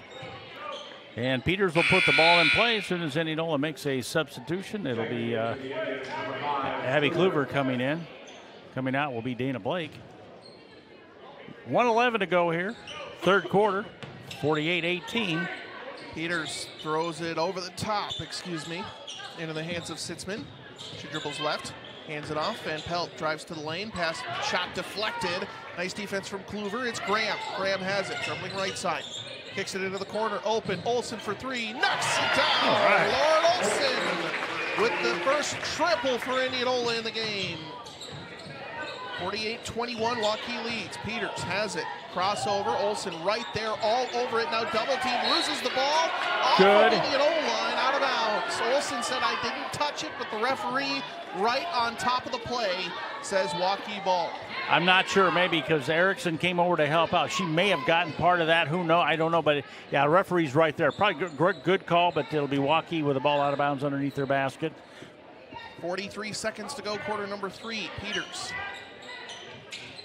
gets it into the corner. Sitzman, she drives inside, runs right into the wall of Lauren Olsen, and the shot is missed. Erickson with the rebound. Gets it over to Olsen. Gets it to Grip. Grip at the elbow. Bullies her way to the hoop. Shot up, no good, and a foul is called, and Sam Grip will head to the free throw line for 2 shots. Foul on Waukee, number 2, Mahari, her first. Grip at the line, shooting 2. Mahari with the foul for Waukee. And Grip gets her first points of the season. Sam Grip is on the board. Went scoreless at Urbandale. Way to go, Sam. All right. 30 seconds remaining here in this third quarter. Second free throw off the mark, no good. Olsen, great hustle. Graham trying to track it down, and it's Waukee ball. Indianola fans want to call. They're not going to get one, but I have to say the hustle from Lauren Olsen and Leah Graham, despite not coming up with the ball. Rick, in a 26-point game late in the third, Indianola not giving up right now. Love to see that. Not even close, Andrew. There's a lot of hustle. You got to give them that, and I like the fact that, coaches switching them out, making some new players in, bringing some people off the bench, giving them that experience. And what great hustle. Ball out of bounds, and I know the fans wanted a foul down in that corner, but it wasn't going to happen. And now Waukee has it. They'll bring it across the timeline with just under 20 seconds to go here in the third quarter. Shot clock off for Waukee. A couple players hit the deck. It's Peters. Shot fake, dribbles into the lane, goes right at the hoop. Layup up and in for Peters. She's up to 12 points. 7 seconds left in the third. She is so quick, Andrew. 50-22, 3 seconds. Grip finds Kluver on the back door. Layup is up at the buzzer. No, can't find the distance, and Indianola trails Waukee 50-22. Fourth quarter after this inside the Indianola Hy-Vee radio broadcast booth. You're listening to the Heinz Mechanical Indianola Indians Radio Network. Heinz Mechanical, your premier Lennox dealer in Warren County, service done right. Looking for an internet provider that prioritizes convenience? Look no further than IMU Fiber. Our local and community-focused approach means faster support wait times, quicker response time for service issues, and a commitment to hometown values. Our state-of-the-art fiber network platform ensures unmatched reliability, resulting in fewer service slowdowns and interruptions. And the best part? No contracts, no data caps, and no fine print. Just great service from people you know and trust. Experience the IMU Fiber difference in Indianola today. Let's talk comfort. Are you comfortable in your life, your family, or career? Most people are. Are you comfortable in your house? I mean, is your home cool in the summer and warm in the winter? Does your home comfort system do what it's supposed to do when it's supposed to do it? If you can't say yes, you need to contact Heinz Mechanical. Heinz Mechanical is your premier Lennox home and commercial comfort experts. You've probably seen their big white and red trucks in your area. When you see a Heinz Mechanical truck, you know it means trust, reliability, and comfort in your home. They sell only the best in service, all brands. Call 515-337-2074. Heinz Mechanical, service done right. We're inside the Indianola Hy-Vee radio broadcast booth on 94.3 KNIA. Indianola Activities YouTube. Waukee starts off with the ball to start the fourth quarter, and a long three-pointer from Salo is off the mark, but Peters comes up with the rebound. She dribbles into the lane, gets it down low to Salo. Her shot inside, drive in, no good. Another offensive rebound for Waukee, and this time a foul is going to be called on Indianola, Rick. And Indianola, I think, was good at rebounding, even with Waukee through the first 2.5 quarters, but Waukee's really hit the offensive boards here over the latter half of the third and early in the fourth. You've got it right. That I have as the 7th rebound offensively for Waukee third quarter and then this first one here in the second, or the fourth, I should say. Sorensen misses a three-pointer, I think for the first time. But a foul is going to be called on the rebound. Waukee had another offensive rebound, and it's on Indianola. 2 quick fouls on Indianola in the first 27 seconds of the fourth quarter. And it's Waukee ball underneath again. Belt picks up her third. Pass into the lane. Salo puts a shot up. It's no good. Rebound into the hands of Grover. Warriors lead 50-22 over Indianola. Geyer has the ball at the top of the key. Left side, Olsen. Now Belt. Up top to Olsen, dribbles right. Down low. Blake, double teamed. Turnaround shot is up and in. Count the bucket and a foul for Dana Blake. Couple of Indianola Municipal Utilities instant radio updates at the end of the third. Norwalk leads Ballard 64-26. At halftime, North Polk over Pella 38-24. Kluver comes on for Belt with 7:15 left to go in the fourth. Waukee leading 50-24. And Blake at the free throw line where she hits it and completes the old-fashioned three-point play. 3 for 9 for Dana at the charity stripe. Made the one that counted, though. Yes, she did. To get the three-point play. Three-pointer from Zalos off the mark, no good. Blake with a rebound. Brings the ball up the floor. Gets it over to Grover. Now left side, Kluver. Back up to Grover. She dribbles right, goes right to the hoop, and a foul is going to be called on Sorensen, who does not like the call, picks up her third. And depending on where it was at, I think it was on the floor. I think so. That'll be Sorensen. That'll be her fourth, Andrew. Fourth, excuse me. Good call, thank you. She picked that up. She had the last foul, too. Over the top pass is going to be stolen away by Waukee. Quickly comes down the floor and blocked by Grover, but a little bit too much contact. And Sitzman will head to the free throw line for 2 shots as Grover picks up her third. So Grover and Belt now with 3 for Indianola as Waukee leads 50-25 here in the fourth. And Sitzman 0 for 2 at the line. Still looking for her first varsity points. And it rattles around and does not fall. I think both teams were kind of looking a little bit of a extra help shooting, practicing free throws maybe. Yeah, both coaches it's probably. Early. And there we go. The second one down for Sitzman. 51-25. Waukee leads by 26 points. Olsen. I think Waukee went 4 for 4 for free throws, and then they made 1 out of 6 in the last times at the charity stripe. Kluver has it left side. Olsen, nice pass down low. Geyer layup up and in. Good look from Olsen with the assist. And Geyer finishes at the rim. She's up to 6 points. 51-27. Peters finds the Sol on a cutter. Out. Sorensen, three-pointer off the mark. No good. Kluver skies for the rebound. Gets it over to Geyer. Indianola has numbers if they can push. And Waukee quickly gets back. Kluver hands it off Olsen. Geyer, top of the key. Left side, Blake tipped out of bounds by the Warriors, and it will be Indianola ball on the sideline. You know, I'm looking at. I'm going to talk a little bit about. Excuse me, I lost my. Kluver coming in off the bench, doing a lot. Hasn't got a scoring, but boy, she's played very well defensively. Got some key rebounds.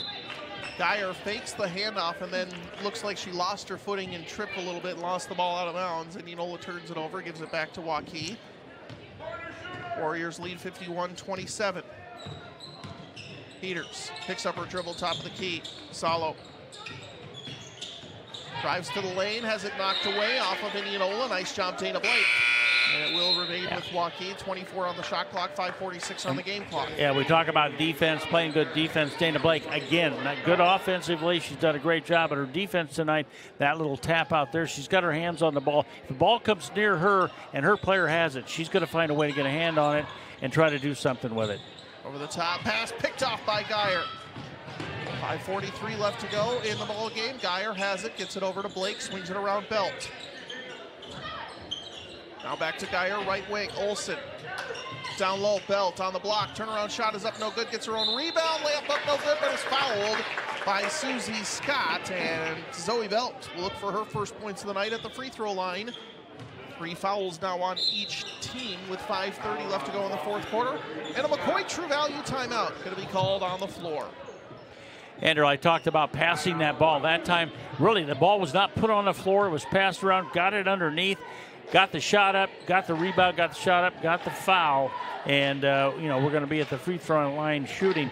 And then that's the thing. You can move the ball quicker passing it than you can dribbling it. And I noticed in the second half, the Indianola Indians are doing that a little bit more. But maybe not seeing the results we want to see, but they are picking that up a little bit. All right, you're listening to Indianola High School basketball on AM 1320, FM 94.3, KNIA Knoxville, Indianola on KNIA, as well as Indianola Activities YouTube. He's Rick Wilson. I'm Andrew Slaughter. Our first final of the night for Indianola Municipal Utilities instant radio updates. Van Meter 54, Knoxville 18. First free throw from Belt, hits. And it is her first free throw of the night, so 1 for 1. And Andrew, I think it's her first points. It is. Yeah, her first points on the night, too. Average, she had 6 points in that first game, and just one tonight, trying for point number 2 here. And Mrs. Shorts will be Waukee ball. 5.5 to go in the ball game. Waukee leading 51-28.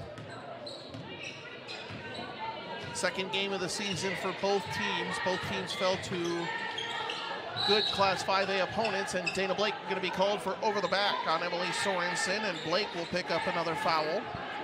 Dana Blake playing hard tonight, and what I want to point out is only her second foul with 5:20 to go here in the ball game, and she just played really hard tonight defensively in that, but only picked up her second foul. Over the top pass from Sorensen will find Peters. Peters top of the key, defended by Belt, tries a crossover, step back jumper in the lane is up no good. Blake with a rebound, here comes Indianola. Pass nearly stolen away, Olsen gets it, Olsen straight to the rim, floater's up no good, Geyer fights for the rebound, she's in the land of the trees, out to Erickson for 3, off the mark, no good, long rebound will go out of bounds. Good offense from Indianola. They have just the 1 3-pointer tonight from Lauren Olsen. Right now in this second half, just looking at it overall, just briefly looking at it, we're out rebounding them 15-12. Doesn't sound like a lot, but it really is. But we're just not getting on our offensive rebounds. We've got 5 offensive rebounds, and I don't think we've scored a point off of those. We've gone to the free throw line to shoot. Indianola turns it over, or Waukee turns it over, but Indianola gives it right back, layup up and in for Susie Scott, who gets her first points of the night. And turnovers continue to hurt Indianola. Waukee now leading 53-28. Belt has it top of the key. Gets a screen from Grip. Belt dribbles right side and has her shot deflected. Erickson saves it inbounds. Back to Olsen. Pull up jumper. Short. No good. Rebound to Emily Sorensen. 4:18 left to go in the ball game. Waukee leading here in the fourth. Over the top pass for Zalo. Mismatch here against Erickson. Her turnaround shot is up no good. Good defense from Erickson. And Indianola gets the board. Belts top of the key. Cross-court pass stolen away. Another turnover for Indianola. The Warriors and Indians. You can tell this is game 2 of the season here, Rick. Everyone seems to be a little tired as Peters drives inside. Her shot is no good, but a charging Emily Sorensen gets the rebound and puts the layup up and in, and Waukee set to empty the bench. Boy, talk about a quiet second half for Sorensen, but she's done a lot of things defensively, but others have picked up her just 4 points here at what I have her for in this second half. 2 in the third quarter and 2 in this quarter. Yeah, they're gonna give some gals a chance to play some basketball, rightfully so. But I think Emily Sorensen, as we talked about, the leader here, 19 in the first half, 4 here, so that's 23. But I have 23 points for her in this game, and she's probably going to take a seat here in the final few minutes of this ball game. McCoy True Value timeout here in the fourth. We're going to have a couple athletes set to check back in for both teams. We'll do our best to make sure everybody gets a mention. Our Indianola Municipal Utilities instant radio update final. Norwalk continues to demolish opponents. They defeat Ballard 69-34 tonight, Rick. I'm looking forward to seeing Norwalk. I really am. And I'm looking of course, forward to seeing him. Mike Offner, he covers them for it, and I tell you, he's as happy as a kid in a pumpkin patch. I'm telling you, he's looking forward to this season with the Norwalk Warrior girls. 55-28 our score here. Norwalk Warriors not playing. It's Waukee Warriors. Blake has it, hands it off Grover, straight to the hoop, layup up and in. Beautiful move by Maddie Grover, and the finish puts her into double figures with 10. And it's 55-33 and a half to go. So on the floor for Waukee, a couple different athletes going into the floor. Layup is up and no good for Jana Mahari. Grip with the rebound. Also on is Natalie Sitzman. Taryn Werstein. Looks like Jaden Van Pelt. And did you get? Yeah, you got Mahara, right? Yeah. Kluver drives inside and is fouled. And the last one is Paige Gaussman, the sophomore. And that'll be a foul on Mahari, her second. And that sends Abby Kluver to the free throw line for 2 shots. 3:08 left to go in the ballgame. Both teams going to be in the bonus. Their next fouls. Kluver hits the free throw. Her first points of the night. Yeah, she was, her first points were free throws, 2 for 2 in that first game, and now she's staying perfect here with that one and gets her first points of the night too, like you said, Andrew. And misses the second, rattles around. Waukee with the board. Sitzman gets it over, 3-pointer, right side, Werstein off the front of the rim, no. Olsen grabs it. Indianola trails 55-31 over the top pass for Blake. Down low on the block, tries a turnaround jumper, up and in. Jada Blake up to 9 points. 5 of those coming here in the fourth. Sitzman at the top of the key, dribbles around, double team. Gaussman, cross-court pass. Mahari, deep 3, off the rim, no good. Long rebound will be picked up by Grover. Gets it up top to Kluver. Here comes Indianola, 2.5 to go in the ball game. Waukee leading comfortably, 55-33. Blake, shot fake. Gets it back into the corner. Kluver tries to dribble baseline. Good defense from Sitzman. Over the top pass for Grover. Gets it to her on the block. Layup up, no good, but a foul is going to be called. And Maddie Grover will head to the free throw line for 2 shots. That is the 4th on Jaden Van Pelt. Yep, number 4 for the junior. And Maddie Grover going to the free throw line tonight. Andrew, for the first time. And misses the front end of 2. I think Indianola is... Got 10 points for Maddie Grover and misses that first one. I was going to say, see some time in the at the charity stripe tomorrow in practice. We'll have to do the final tally, but it has not been great for Indianola as Grover misses the free throw, and Olsen tried to fight for the rebound, but it was picked up by Van Pelt and Waukee. Gets it over left side. Mahari back up. Sitzman dribbles right, goes into the lane. Layup up, no good. Erickson with a rebound. Here comes Geyer, who has it left side. Geyer tries a turnaround shot in the lane. Does not fall. Grover with a rebound. Putback shot is up, no good. And Waukee grabs it with 1:51 remaining. 55-33 lead for the Warriors. Mahari down low into the hands of Van Pelt, and a foul is going to be called on the floor on Hadley Erickson, and that will send Waukee to the free throw line for 2 shots. Indianola Municipal Utilities Instant Radio Update. Newton 26, Grinnell 22 at the end of the third. And Tyler Crabb is typing. Have the Pella Christian Eagles secured an upset as Van Pelt makes the free throw.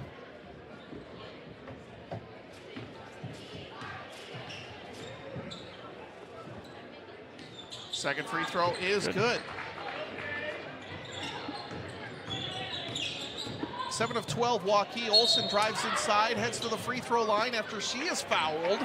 And lots of whistles at the end of this game. And Waukee with a 57-33 lead. And Indianola will have one more chance to try and raise that percentage.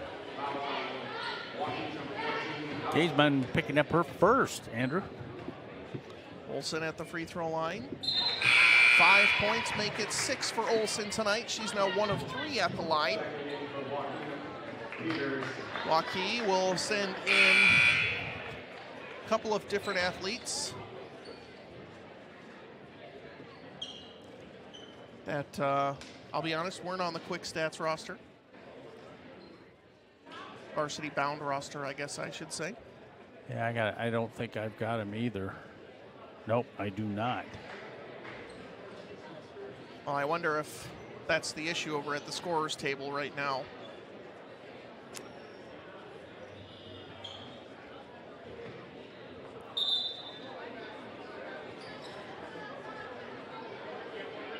I think we're going to get some technical. Yeah. So I think they asked Coach Jansen what he wants to do. And I think Waukee maybe didn't have everybody listed on the scorebook as far as who was coming into the ballgame. So it'll be Lauren Olson at the free throw line. She's got one more to shoot, and then the technical. If she shoots it, the technical foul, we'll see. But yes. Second free throw for Olson is no good. So now we'll see what the call is. She's going to get 2 now. 2 shots. Technical foul on Waukee. Olson hits that one, making it 57-35. And hits the second. Olson now 3 of 4 at the line in the fourth quarter, and Indianola will also empty the bench. And Indianola will have the basketball. Ellie Andrew will come on. Sam Grip will come on along with Hadley Erickson, Leah Graham, and Natalie Reed. So that's who's on the floor for Indianola. Graham has it left wing.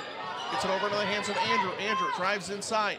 Kicks it out into the hands of Graham. Three-pointer off the mark, no good. Fighting for the rebound, and a foul is going to be called on Indianola with 1:22 left to go in the fourth. I think. Well, I've got to see who they do. It looked like it might be Graham, but I'm not sure.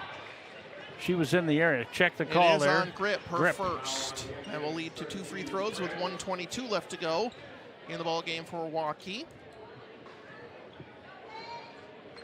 Paige Gothman with her opportunity. First opportunities here at the free throw line for Waukee. Minute 22 to go. 57-36, and she can't make the first one. The free throw for Paige Gaussman. And oh, what a heartbreaker coming in. Pella Christian girls basketball, as Gaussman makes the second. Led 37-29 at the end of the third quarter, Rick. They fall 40-37 and gets outscored 11-0 in the fourth. Erickson has the ball into the corner, drives inside, beautiful move, and Hadley Erickson for 2. 58-38, Indianola trails Waukee. Good baseline move by the sophomore guard, and now Waukee turns it over. Erickson comes up with it, over the top pass, finds Grip, back out to Graham. She tries to drive baseline, gets it inside to Andrew. Has it tipped away, gets it out to Grip, she dribbles right, goes into the lane. Over to Andrew, baseline jumper. Too strong, Erickson right there. Over to Graham, shot fake, dribbles left, pulls it down, goes back to Erickson on the right wing. Shot clock down to 13. Grip has it, swings it around, Leah Graham, back to Grip, down low on the block, shot blocked. Beautiful play by Waukee, and the shot clock is off, and the Warriors have it, leading 58-38. Meharry inside, Gaussman, back out, swinging around for Waukee, and a travel's going to be called with 15 seconds left to go in the ball game. And onto the floor will be Amelia Morlock. And the senior gets onto the floor for Indianola. See if Indianola can find a way to get Morlock a shot off here. Reed brings the ball down the floor. Grip. Morlock swings it around. Graham. Down low, Grip open on the block. Can't finish. 3 seconds. Waukee will hold on to it. Graham nearly steals it away. Does technically get it. But the clock will run out, and Waukee leads from start to finish. And they advance to 1-1. Indianola falls to 0-2, 58-38. Warriors. Post-game coverage coming up after this on 94.3 KNIA, Indianola Activities YouTube. TRM Disposal provides residential and commercial trash collection for Indianola, Milo, Lacona, most of Warren County, and parts of eastern Madison County. They also offer recycling service for commercial clients and temporary rental of dumpsters and roll-offs. TRM Disposal prides themselves on being a local, female-owned company and making customer service their #1 priority by treating everybody as their neighbor. For more information or to begin service, call 515-962-2014 or find them online at trmdisposal.com. More laundry? I just got done doing laundry and there's more?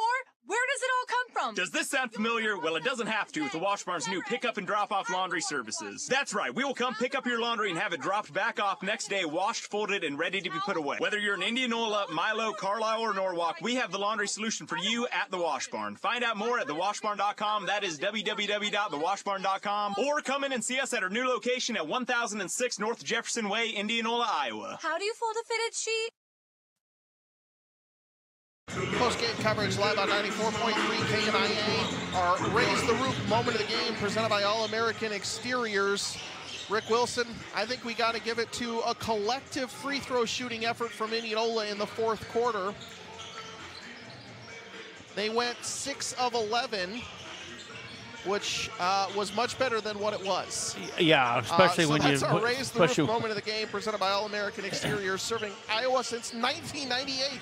With roofing, siding, doors, windows, and gutters, and 5-star service every time.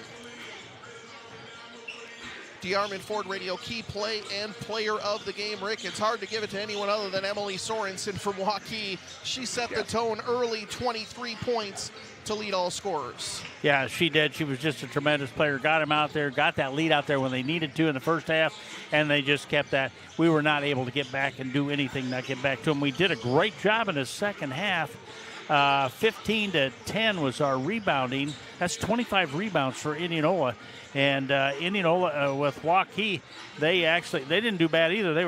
They were actually 18 total rebounds for them. So, but still, they missed a lot of shots. We were able to take those and get some points. We outscored them in the fourth quarter.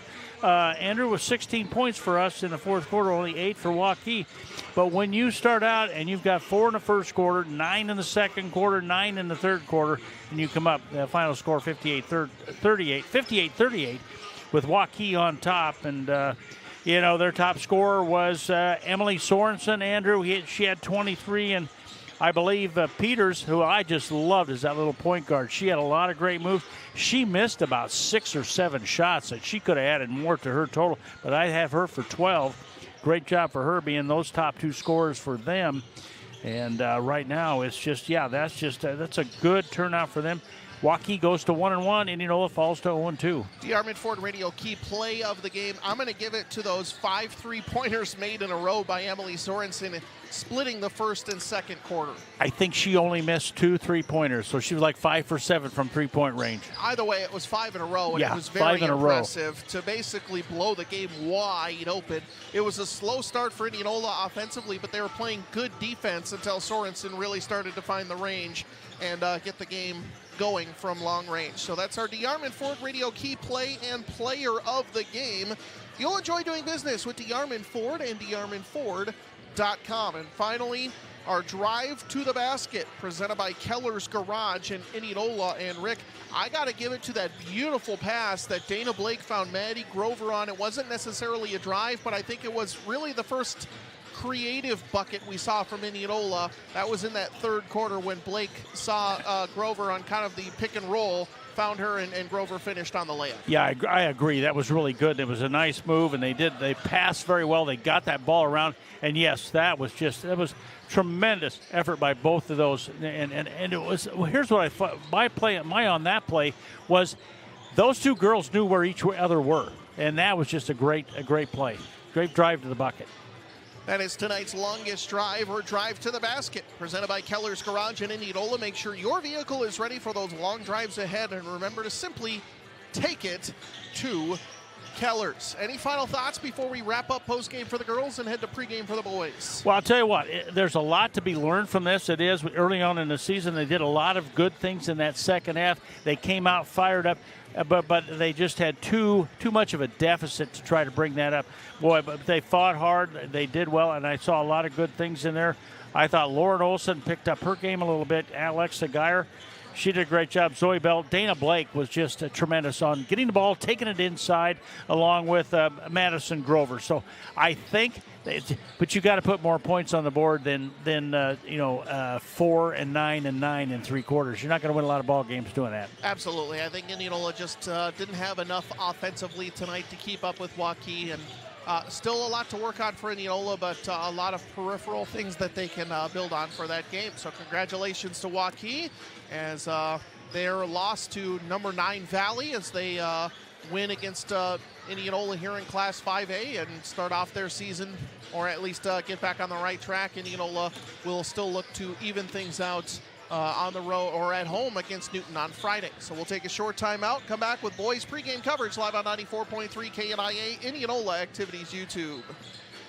Are you a saver or a spender? Either way, we have you covered at Community First Credit Union with 2 great reward checking options. Our checking accounts are about money in your pocket, not points you'll never use. Simply meet monthly qualifications to get your rewards and unlimited nationwide ATM fee refunds. And no matter what happens, there are no monthly fees or minimum balance requirements. Switch to See First today and let us reward you, because at See First, together is better. Rules and qualifications apply. See First is federally insured by the NCUA.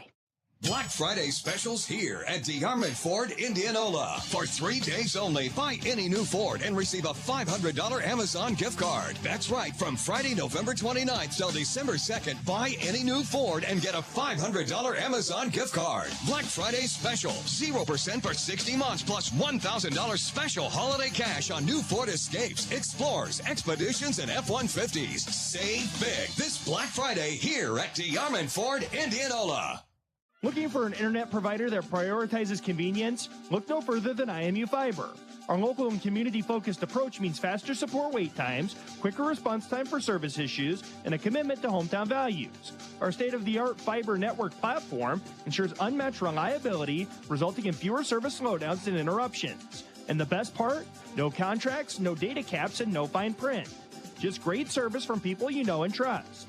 Experience the IMU Fiber difference in Indianola today. Financial investments are very important, but so are the investments of time, patience, and encouragement our young athletes receive from their coaches, teachers, and mentors. Grant McGraw, your Indianola Edward Jones financial advisor, understands this. That's why Grant McGraw is a proud sponsor of Indianola girls and boys basketball on KNIA. For all of your investment needs, call 515-962-2704 or visit edwardjones.com. Edward Jones, member SIPC.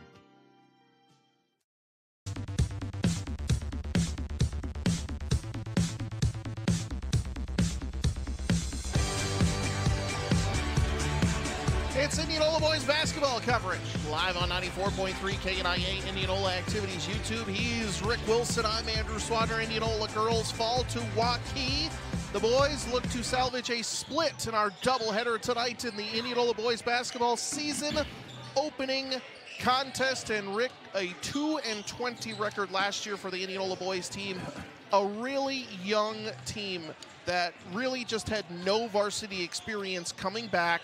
And they had to learn quickly on the fly, and against their talented schedule in both non-conference and Little Hawkeye Conference play, there was just no let-ups where it was like, okay, let's just play basketball. It just felt like they were playing against bigger opponents, it felt like the entire season long, and now they've taken their lumps. And they're ready to get back at it here this season with a lot of renewed energy and a lot of varsity playmaking coming back. Yeah, I think so. I think we're looking forward to it. There's a lot of enthusiasm. I've watched them in practice a couple of times.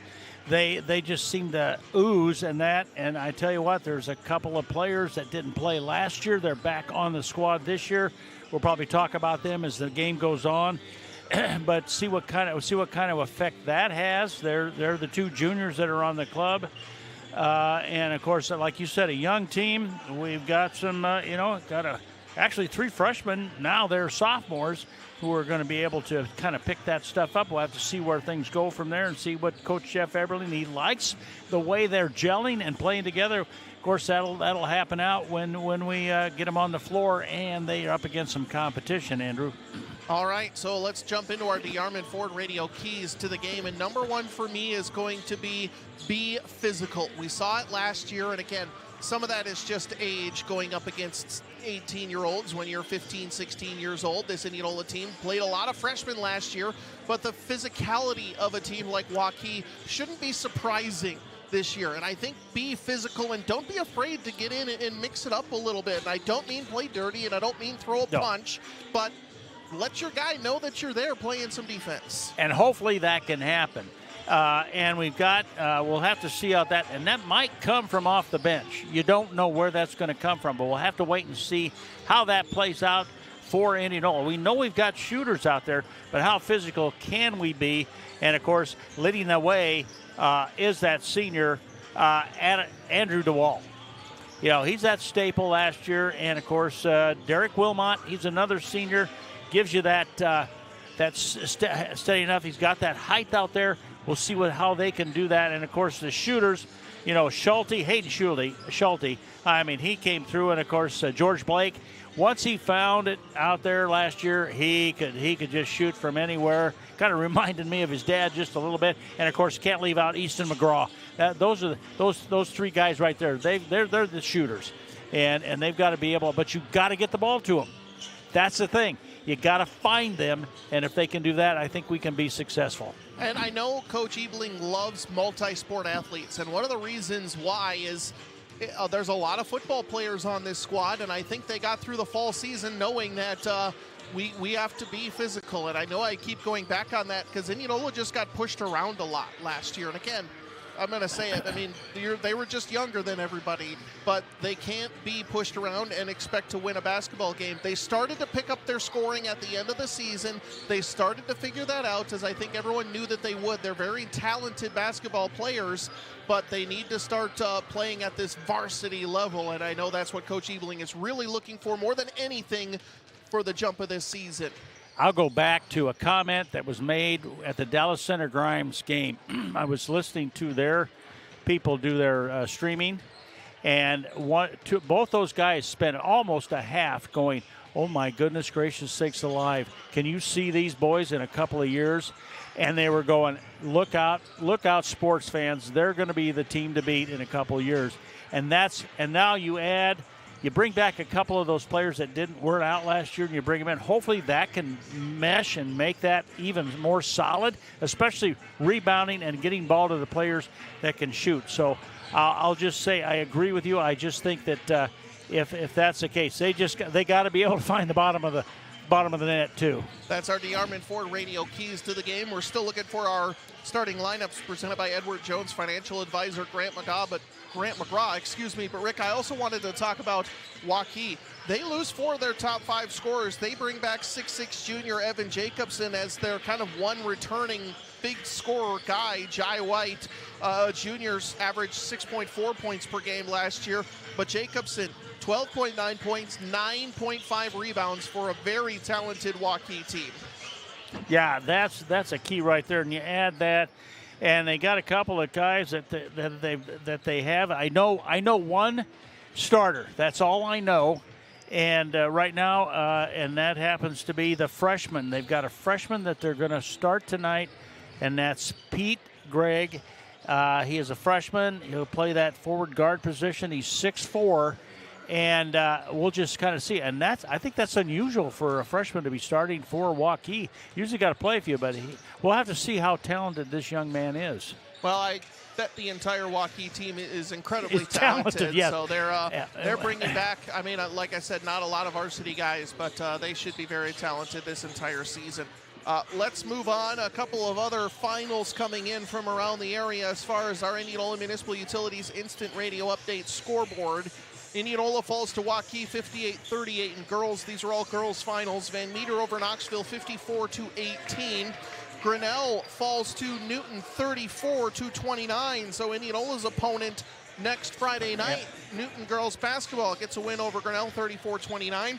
Eddyville Blakesburg Fremont blanks Pella Christian in the final quarter to avoid the upset, 40-37. Pella Christian had a 37-29 lead going into the final 8 minutes, and then Norwalk over Ballard 69-34. Should be a very fun one tonight. Indianola boys basketball hosting Waukee. And Indianola set to get things going here tonight. And Rick, I think, we haven't talked about a lot of the names, but George Blake, Easton McGraw, this team is very tall. George Blake coming in at 6'4", Derek Wilmot 6'7", Easton McGraw 6'5". A couple other guys that saw playing time. Hayden Schulte at 5'11" is going to be one of the smallest guys out there, but Andrew DeWall at 6'2". This Indianola team has plenty of height to go around. They shouldn't get just kind of out. I call it the height rebounding advantage. There's not going to be a ton of that this year against Indianola, but rebounding is a lot more than just height. It's about effort and workmanship. Yeah, it is, and I think let's hopefully that. I got to pick up the starting lineups here. We don't get an advantage to get these like we do for the girls. So we'll announce them as we get them. These are our starting lineups presented by Edward Jones financial advisor Grant McGraw, as we'll wait for the PA announcer Rob Hawkins to take over. Andrew, we got a little time here. We have people listening from Vancouver, Washington. Okay. And I think this is our first from overseas. All right. I got a call last night, and it's my doctor. His son is playing. His son will be starting tonight. They couldn't make it, but they're overseas, and they're listening to us on streaming. So it's got to be our first streaming overseas. Well, you said it, not me. So I don't know if that's international listeners out there at Rick Wilson. So 8 minutes on the first quarter clock. Of course, our starting lineups presented by Edward Jones financial advisor Grant McGraw. We'll actually take a short time out and come back with the full list after this on KNIA Indianola Activities YouTube. Let's talk comfort. Are you comfortable in your life, your family, your career? Most people are. Are you comfortable in your house? I mean, is your home cool in the summer and warm in the winter? Does your home comfort system do what it's supposed to do when it's supposed to do it? If you can't say yes, you need to contact Hines Mechanical. Hines Mechanical is your premier Lennox home and commercial comfort experts. You've probably seen their big white and red trucks in your area. When you see a Hines Mechanical truck, you know it means trust, reliability, and comfort in your home. They sell only the best and service all brands. Call 515-337-2074. Hines Mechanical, service done right. With winter just around the corner, now is the time to make sure your roof is prepared. If your roof was affected by any of this year's storms and hasn't been inspected yet, don't wait. Contact the experts at Wolf Roofing for a free professional inspection. Peace of mind is priceless, especially when it comes to your home. Call Wolf Roofing today and we'll ensure your roof is ready to face whatever winter brings. Call 515-225-8866 to schedule your inspection or visit us online at wolfroofing.net. Wolf Roofing, local, experienced, trusted for over 30 years.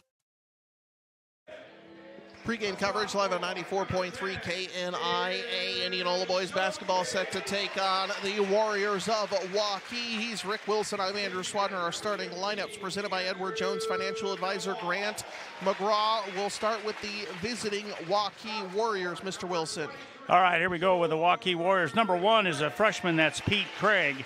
Number 2, a junior, Jaya White. Number 3, Max Roach. He is a junior. Number 4 is a junior. That's Evan Jacobson. And number 5, a senior, Maverick Inman. And for Indianola, it'll be number 10, Hayden Schulte, a sophomore. Number 15, a senior, Andrew DeWall. A sophomore, number 23, George Blake. A sophomore, number 24, Easton McGraw. And a senior, number 34, Derek Wilmot. That is the starting lineups presented by Edward Jones financial advisor Grant McGraw. If you're looking for a fresh start financially or need to tweak your investment lineup, contact Grant McGraw at Edward Jones Investments in Indianola. And I just got an email from those overseas. All right. They're listening, and good. Glad to have them on board. So Schulte, DeWall, Blake, McGraw, and Wilmot for the Indians. And Craig, White, Roach, Jacobson, and Inman for overseas the Waukee Warriors. Overseas charges do apply. So there we go. The tip is up and won by Waukee. And the Warriors are off and running. Max Roach has the ball. And if you're an Indianola fan and you recognize that name, played for Oskaloosa, I believe. And now it gets over to the hands of Craig. Into the corner. White looking inside. Jacobson going one-on-one with DeWall. And a travel's going to be called. And Indianola's swarming defense forces a turnover in the first 16 seconds of their season opener. Yeah, you like to see that. What a great effort that time. And I'm telling you what, good start. Let's see what they can do. Indianola has the basketball as they bring it across the timeline. DeWall has it up top. Gets it over. Wilmot. Blake. Defended by White. Blake dribbles left. Tries to go up and under. Step back jumper from Blake.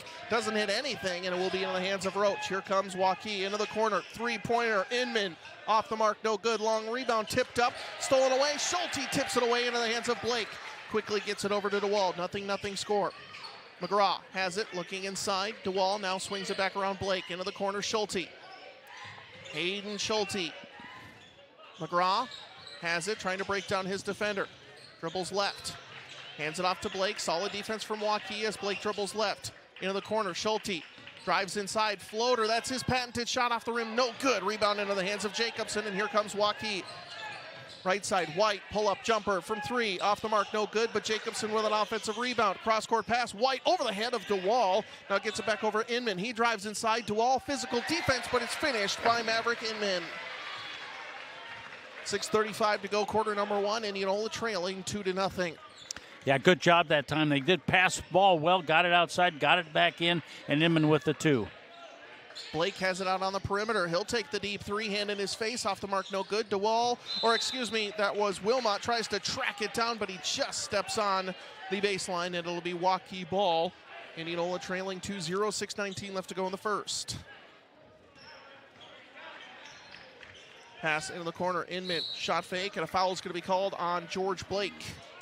Yeah, George's going to pick up the first foul. His first team foul, and it'll be Waukee taking the ball out of bounds. It'll be White taking it out of bounds for the Warriors. Of course, Blake trying to come back from an injury, getting the start tonight. Jacobson jumper. Baseline is up, no good. DeWall with a rebound. McGraw has it, left wing for Indianola. McGraw goes inside, right at the hoop, turnaround jumper. McGraw off the front of the rim, no. Good defense from Waukee. Here comes Roach. Roach dribbles left side, goes into the lane, finishes at the rim, and Max Roach two.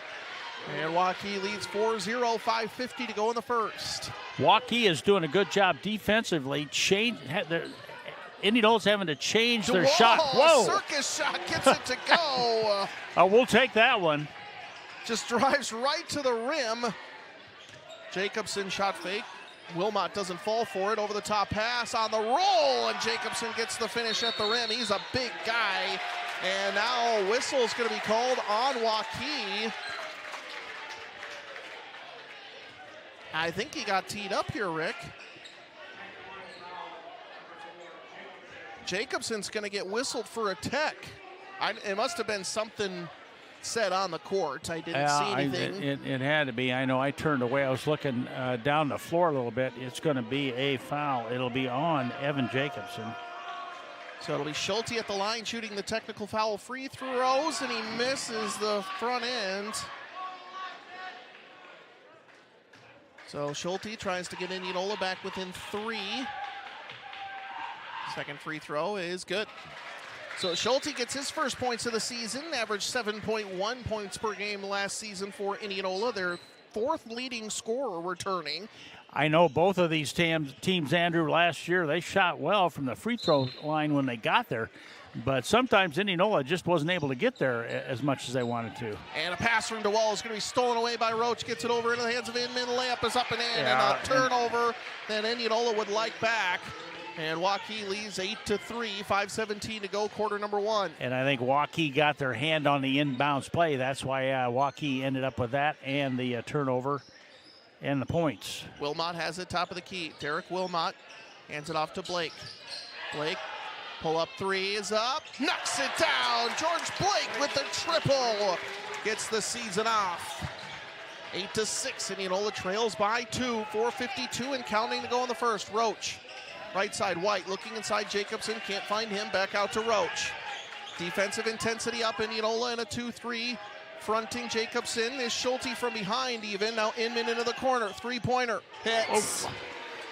And Inman with the answer. He's got 7 early, and Waukee leads 11-6, 4:32 left to go, quarter number 1. Yeah, I think that's going to be somebody you're not going to want to leave open at all. Blake dribbles left, double teamed, and a lot of contact. Waukee's going to get the ball. Now gets it over to Roach, but they throw it away.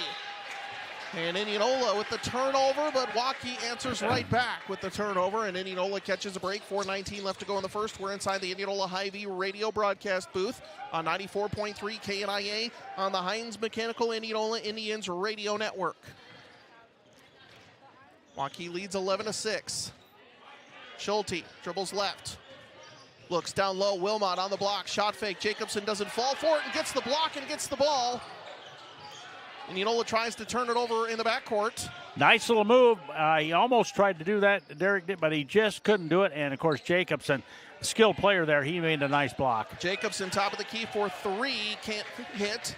And now Indianola gets the rebound. McGraw drives inside, turnaround jumper is up and does not hit. Jacobson with a rebound. Roach has it, top of the key for Waukee. Down low to Jacobson.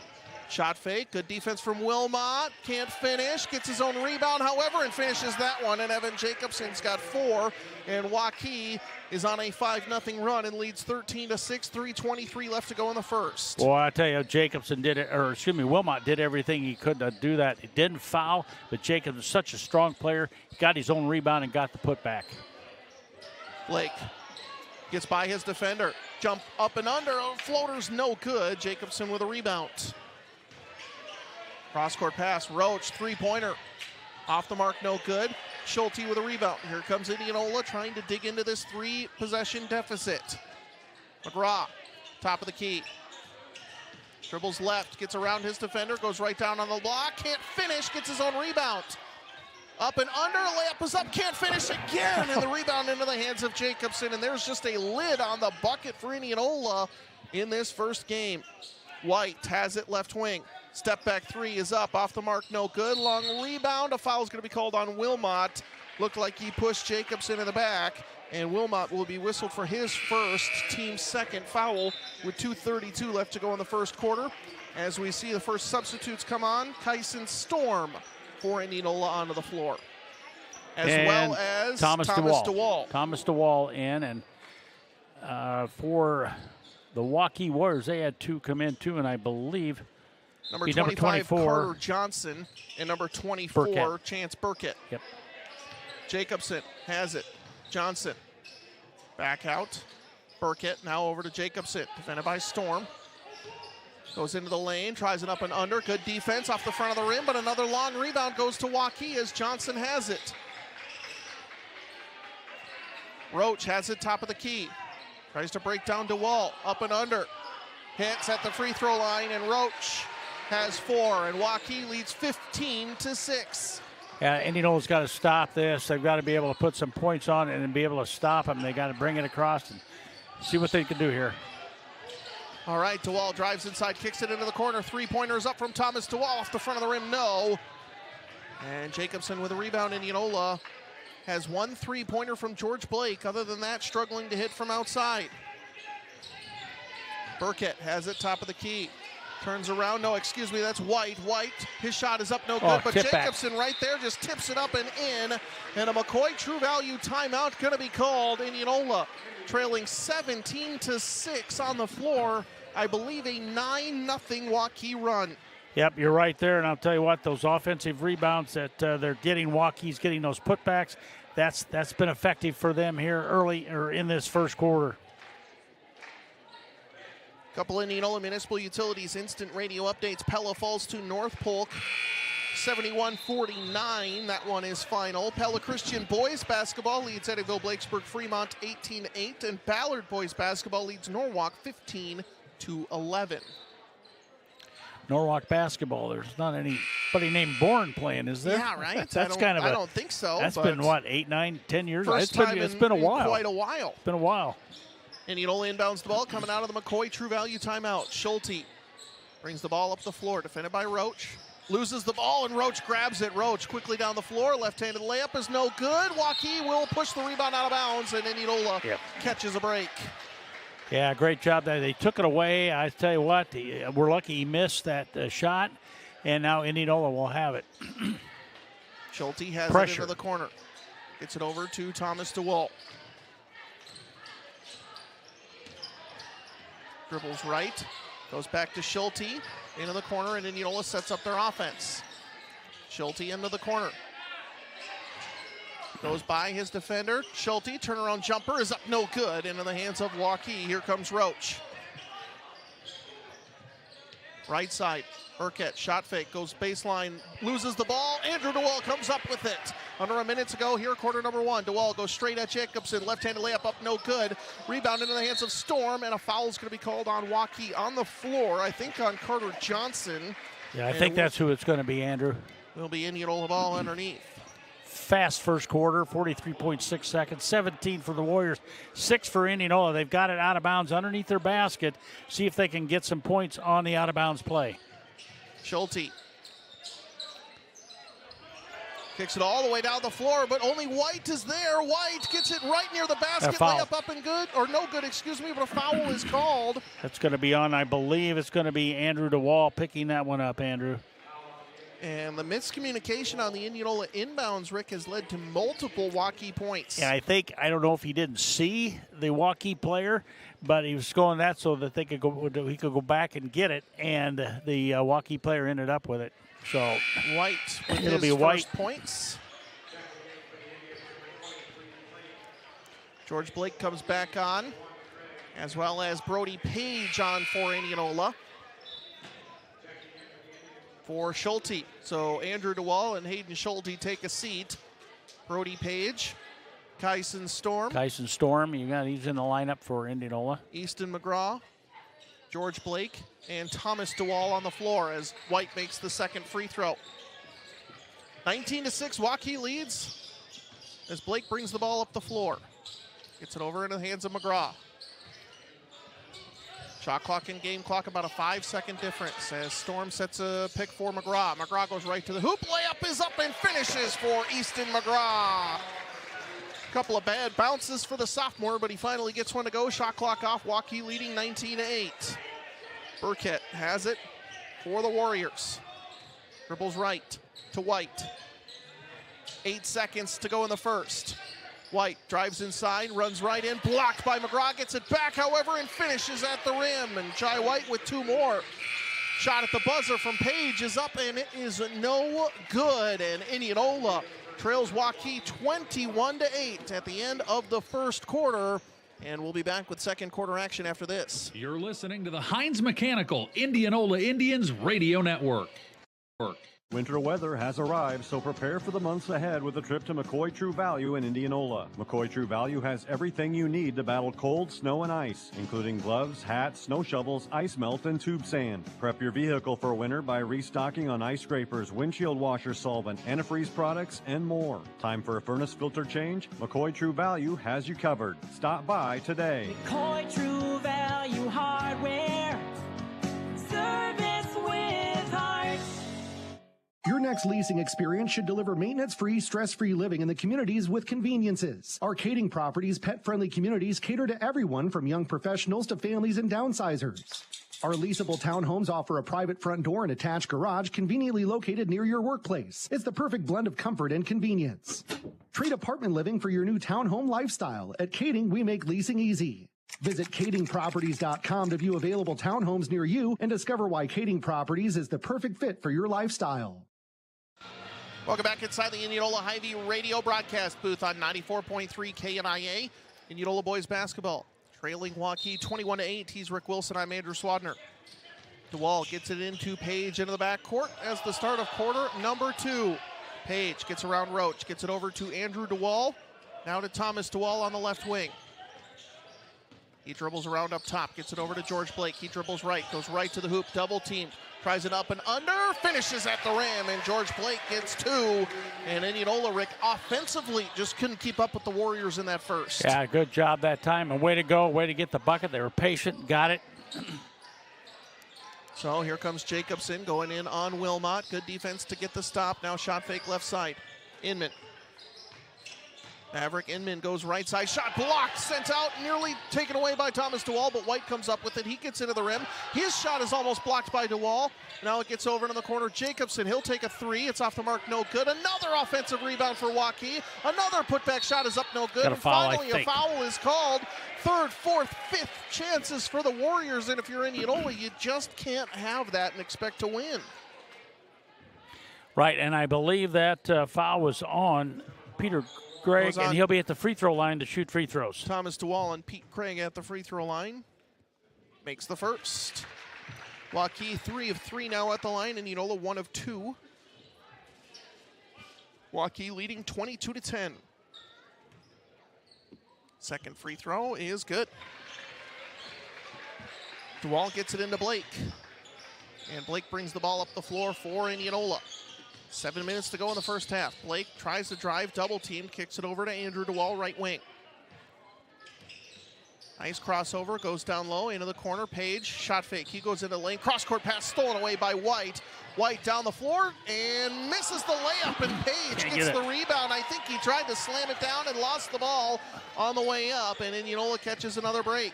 Blake nearly has his pass stolen away, but it's into the corner for Page.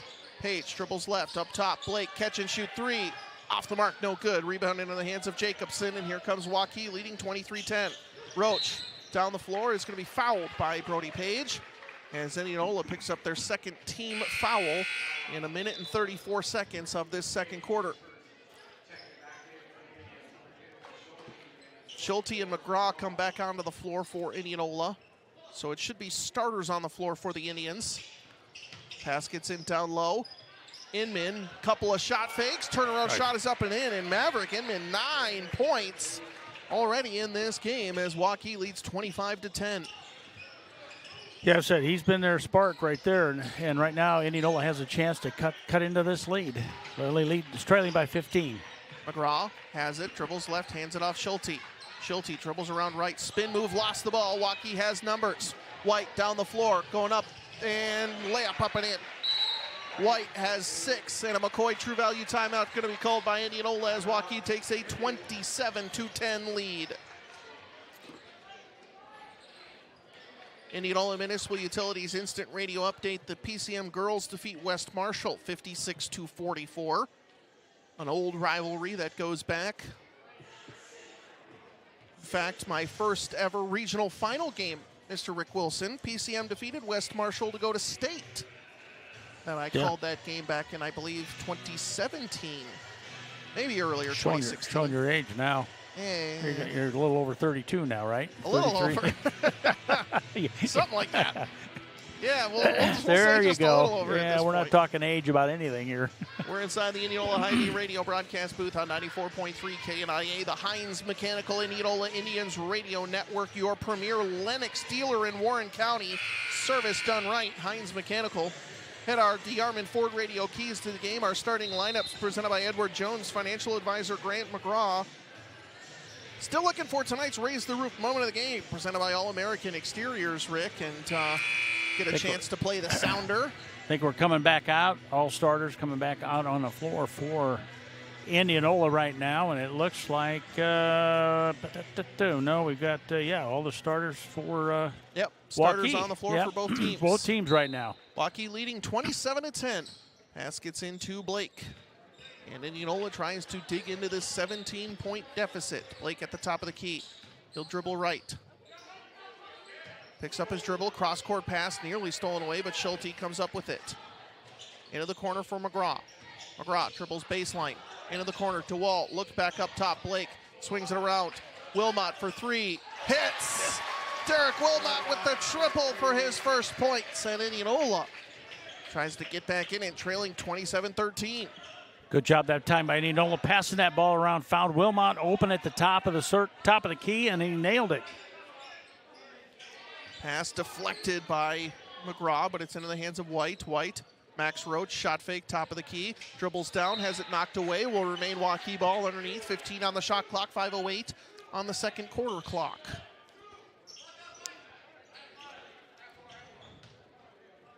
Waukee with a stack at the top of the circle. Pass gets into Inman, triple team, think he but walked. he travels before he finishes at the rim. Had a nice move, tried to make that nice move. The defense right there stayed put, and he ended up shuffling his feet. It'll be number 21 coming in off the bench. It'll be Jackson Donahue. So for Indianola Waukee on a 3-0 run, trying to string together some offense as Schulte. And a foul's going to be called on Max Roach. And I was curious when Indianola would try to get him to bite. Roach has been reaching in on a lot of these, trying to poke the ball away. And if you're Indianola and you see him reach, you just got to go right into him. And that was a good good play by Schulte. And now Schulte has the basketball, try to bring it up, guarded by Roach one more time. Gets it over to McGraw, right wing. Indianola trails 27-13. Pass back to DeWalt. Hands it off to Blake. And gets it over to McGraw, left wing. McGraw dribbles baseline. Tries to find cutters. Can't find anything. Back into the corner for McGraw. 12 on the shot clock. Good defense from Waukee. As McGraw, nowhere to go. No one's moving open. Now George Blake with 5 on the shot clock, calling for a screen. Dribbles right, and they're going to get Wilmot for a moving screen. Great defense from Waukee that entire possession, Rick. Indianola has to try and find some cutters or some back doors to take advantage of Waukee's aggressiveness. Yeah, he's got to be able to set there, and he wasn't able to do that. And now we've got Bryant Ritchie onto the floor. coming back in for the Indians, the junior.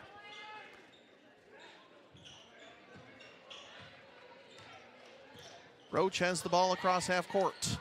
4:25 to go, quarter number 2. Waukee leads 27-13. Game has taken a bit of an offensive lull over the last couple of minutes as Roach, beautiful pass down low, layup up and in for Jackson Donahue. And he gets an easy one, and Waukee leads 29-13. Good pass from Roach. McGraw dribbles into the lane, has it ripped away by Roach. A one-on-one down the floor. DeWalt swats it away. It'll remain with Waukee, but great hustle by the Indianola senior captain. Yeah, he just come down the floor. What a play by Andrew DeWalt. Timing, everything, got up there. Nice block, knocked it out of bounds. Couldn't get the shot off. What a great play by DeWalt, but Waukee will retain it underneath their basket. Roach looks to pass it in, gets it into Jacobson. Defended by Ritchie. Turnaround left-handed hook is up, no good. McGraw skies for the rebound, and here comes Indianola. Ritchie to McGraw. Fakes right, goes left, hands it off to Walt. Ritchie, catch and shoot 3. Off the mark, no good. Rebound into the hands of Jacobson, but I like the offense from Bryant Ritchie. Now Roach has it out on the right wing. Step back 3 is up for Roach. Hits. Wow. And Max Roach with a triple. He's got 7 first half points, and Waukee leads 32-13. Schulte dribbles left, and a foul is going to be called on Roach. That's his second. Roach can be aggressive, and right there he got called with a little bumping, and that's a good call there, and that's just their second foul for the Warriors here in the second quarter. 3:26 to go before halftime. Again, we'll have head coach Jeff Jansen for the Indianola girls give an update on Indianola. McGraw's pass will find Hayden Schulte in the backcourt. He's defended by Chance Burkett. Gets around him, dribbles left. Kicks it into the corner. McGraw dribbles baseline, and a foul is going to be called on Waukee, and it will be the 3rd team foul on the Warriors. I think that's Donahue going to pick that up. Correct, it is. He picks up his first, Andrew. No one in real foul trouble yet. Just Roach with 2. I think Wilmot for Indianola with 2, so.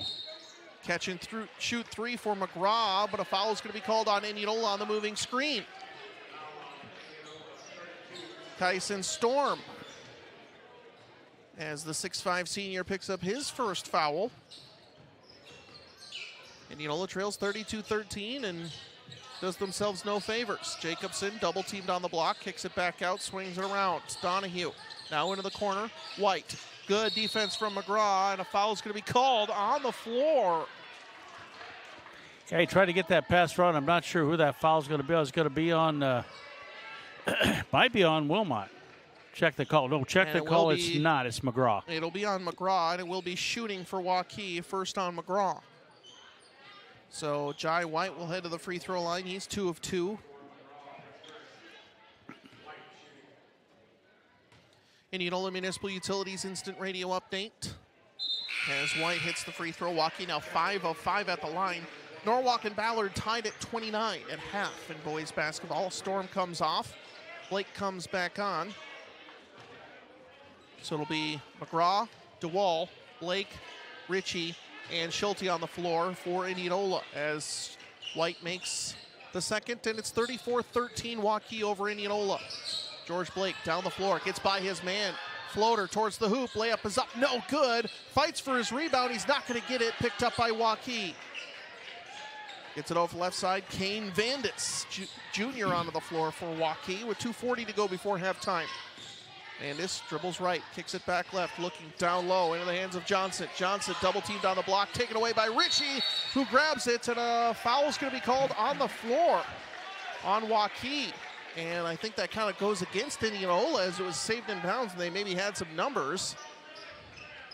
Yeah, great turnover, great steal there. And it will put DeWall, will take it out. Foul on Carter Johnson, his second, team fourth, so both teams shooting double bonus free throws the rest of the way. Blake gets by his defender as it's into the hands of Ritchie. Now McGraw try to catch and shoot three, and a foul is going to be called. Touch foul on Jackson Donahue, and that will send Easton McGraw to the free throw line for 2 shots. You're listening to Indianola High School basketball on AM 1320, FM 94.3, KNIA, Knoxville, Indianola. Check it in for Waukee after the first free throw will be number 1. That's Pete Gregg. McGraw's first attempt here at the charity stripe. He's got it, Andrew. Indianola now 2 of 3 at the line. McGraw up to 3 points. Blake leads Indianola in scoring with 5. Yeah, Wilmot with 3, McGraw with 3, DeWall with 2, Schulte with 1. Second free throw for McGraw is good. Indianola trails 34-15 to the Waukee Warriors. As it's Burkett out on the edge. Defended by McGraw, gets it over to White. Back to Burkett, thought about a deep three, but gets it into the corner. Craig for 3, rims in and out, but a good rebound coming in. And Hammered. Will be Kane Vandis fouled on the putback attempt, and Vandis will head to the free throw line for 2 shots with 1:58 to go in the second quarter. We're just under 2 minutes. I've got Waukee with 12 defensive rebounds and 9 offensive rebounds here in this first half. Just 7 and 3 for Indianola. Vandis misses Waukee's first free throw of the season. They were 6 of 6 before that attempt. Fouls on George Blake, his second.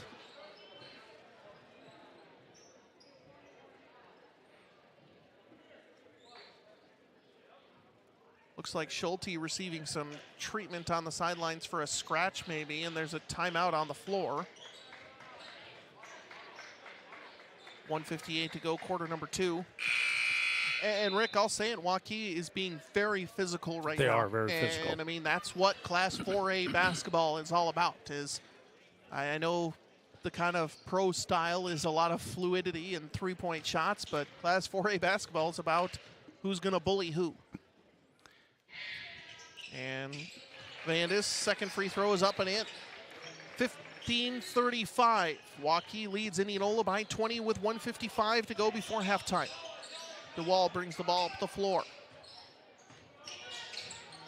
He'll get it off to the left side. Schulte drives inside, pull-up jumper off, too strong off the backboard. Jacobson with a rebound. Gets it over to Burkett, left wing. He'll pull up for 3. Off the front of the rim and out of bounds. Foul's going to be called on Jacobson. It's going to be his second, and that'll lead to free throws for Indianola with 1:36 in the first half. Well, Indianola just 3 out of 4 right now from that charity stripe. They're going to get an opportunity to add to that. And I know in the past, Indianola has always been a good free throw shooting team, and they are 3 for 4 right now in the first half. But, boy, Waukee is just nailing it. They did. I think Vandis missed his first one, made the second one. So, other than that, they were perfect from the night. So, just, I think, 7 out of 8. And DeWall misses his first. Rims in and out. As we see Maverick Inman and Max Roach come back out onto the floor. Roach playing with 2 fouls. And if I'm Indianola, I try to maybe draw a third from Roach before halftime.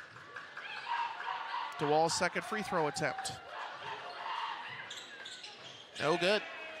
Indianola now 3 of 6 at the line, trailing 35-15. Minute 30 to go before halftime. Roach has the ball at the top of the key. Finds Jacobson at the elbow. Pass deflected and out of bounds off of White. Good defensive play from DeWalt. Yeah, he stayed right with it, made sure that we can't see it because it was on the far side right in front of our bench. But, boy, I tell you, great defensive play, and now we got the ball back. We've got to be able to cut into this, and we got a minute 20 left here in the first half. Schulte, DeWalt left side. McGraw drives inside, can't finish, and an offensive foul is going to be drawn. Pete Craig draws the charge, and McGraw is going to be whistled for his second foul. Craig was set, and then he kind of reached out a little bit, and that's going to be the foul, and that's going to be his second one for McGraw. That's good defense from Waukee, especially you get doubled on the baseline. You got to try and stop and find a cutter, and that's easier said than done against the length of Waukee. Jacobson, White for 3, hits. Oh, my. Jai White with 11 points, and Waukee leads 38-15. McGraw picks up his dribble out to George Blake. He dribbles left, goes into the lane, double teamed, finds Schulte, swings it around Ritchie, over to McGraw. Shot fake. Now he'll just pull up and take the 3 off the front of the rim. No, Roach with a rebound. 38 seconds to go in the half. Roach quickly down the floor, pull up for 3, hits. Roach up to 10 points, and Indianola trails 41-15. Shot clock is off. Schulte crosses half court, Indianola holding for the final shot. Schulte out near the volleyball line. Defended by Craig. Indianola sets up their play. Schulte dribbles right, back out, open. McGraw dribbles left, goes right to the hoop. Left-handed layup up and in. Count the bucket and a foul for Easton McGraw. He's up to 6 points, and he'll have a free throw with 2.7 seconds to go. And the foul was on Pete Gregg. He picks up his first. And we've got McGraw at the free throw line, the sophomore. 2 for 2. And make that 3 for 3 as he finishes the old-fashioned three-point play, 2.7 seconds. On a bull named Fu Manchu, left in the first half. Quickly down the floor, it's going to be over the top, and DeWalt saves it back in bounds as that will be a turnover on Waukee, but halftime, the Warriors in full control, leads Indianola 41-18. Halftime coverage coming up after this on KNIA, Indianola Activities YouTube. You're listening to the Heinz Mechanical Indianola Indians Radio Network. Heinz Mechanical, your premier Lennox dealer in Warren County, service done right. Woo! I've got the keys to be a Chevy driving, Ford flying, Jeep trying, son of a gun. And I'll drive every other auto too. Regardless of what kind of auto your keys start, when you have car or truck problems, simply take it to Keller's. Woo! Hi, this is Chad Keller with Keller's Garage in Indianola, Iowa. I'd like to take time to thank everyone that trusts us to work on their vehicles, and for simply taking it to Keller's. The holiday season is the best time of year. Families in town, the food is amazing, and everyone seems to be in a cheerful mood. Make sure your holiday season is festive and fun by checking out the variety of decorations, floral arrangements, and holiday centerpieces at Bellflower Florist and Gifts in Norwalk. Bellflower Florist and Gifts will be holding a special Christmas open house on December 6th and 7th. Enjoy cookies and hot cider, 20% discounts on gift items, and prize drawings. Make your home a winter wonderland with a trip to Bellflower Florist and Gifts in Norwalk. Halftime coverage live on 94.3 KNIA. Indianola boys basketball trailing Waukee 41-18. We're going back to game 1 of our doubleheader with Indianola head girls basketball coach Jeff Jansen. Waukee defeats Indianola 58-38, and coach, I think just offensively off to too slow of a start. Waukee gets out to a big lead and kind of even from there, but too much of a big deficit early. Yeah, you know, one of the things our girls said in the locker room, and I'm glad they said it because we talked about it as coaches, was that slow start really doomed us. And I think, you know, I believe as Lauren Olson said it in the locker room about we can't be surprised by that physicality from the start. And it took us a quarter and a half or so, probably 2 quarters, I guess, to warm up to it. But then, like you said, we we played a tough game, and we played them even for stretches. And so we're not happy with losing. We're not satisfied with a 20-point loss, but there were some positives in there. And again, our girls walked out of the locker room tonight with their heads high because, again, Waukee's ranked number 10 for a reason in 5A and welcome us back to 5A, right? So, again, not thrilled with tonight's outcome, but definitely some positives on our end. I think the defensive effort early was pretty good as well. I think it was an 8-0 game about 6 minutes into the first quarter. Waukee started to get some offense rolling at that point, but the rebounding to me, especially early on, was what kept you in it. It was one and done for the Warriors. Yeah, absolutely. And poor coaching by me to switch to try to run some of our zone and give them a different look and try to get something out of it to spark our offense. And unfortunately, that was the opposite of it. So, again, I'll absolutely take the credit for and the blame for that. But our girls, I think, found some confidence in running man defense tonight, and that's a huge win for our program because we ran way too much zone last week, and it cost us. And unfortunately, that stretch where we ran zone tonight, it cost us a little bit in that run that Waukee had. One of the best connections, I think, from last year that was returning this year was the Dana Blake, Maddie Grover kind of pick and roll and pick your poison. Do you want Maddie Grover over the top on the roll or Dana Blake being aggressive to the hoop? And Dana knows where to put it for Maddie to succeed as well, and we saw some of that tonight. Yeah, I'm so proud of those two. We're asking a lot different out of them this season and how we're running our offense. And, they're really finding their niche in attacking downhill. The body control. Dana has improved so much with her body control. And honestly, Maddie's might be the scrappiest member of our team right now, especially on the rebounding side of things. So couldn't be prouder of them for how their seasons have started. And again, very talented competition tonight. And those two girls held their own specifically. Got to go to some fixable things. 11 of 26 from the free throw line. And we were kind of joking about it that we expect to see some free throws shot in practice on Wednesday and Thursday for Indianola before you meet Newton on Friday. Yeah, well, don't forget Roosevelt Thursday. So we're going to be getting some free throws up tomorrow. Basketball's a crazy game in the sense that, we went 16 for 24, 17 for 24 last week. And if we do something like that, we feel a heck of a lot better, right, about our free throw percentage. And so again, those are things that we got to build in ourselves. And girls, taking pride, taking confidence in that, and we got to practice them more. We don't practice them enough, and that really showed tonight.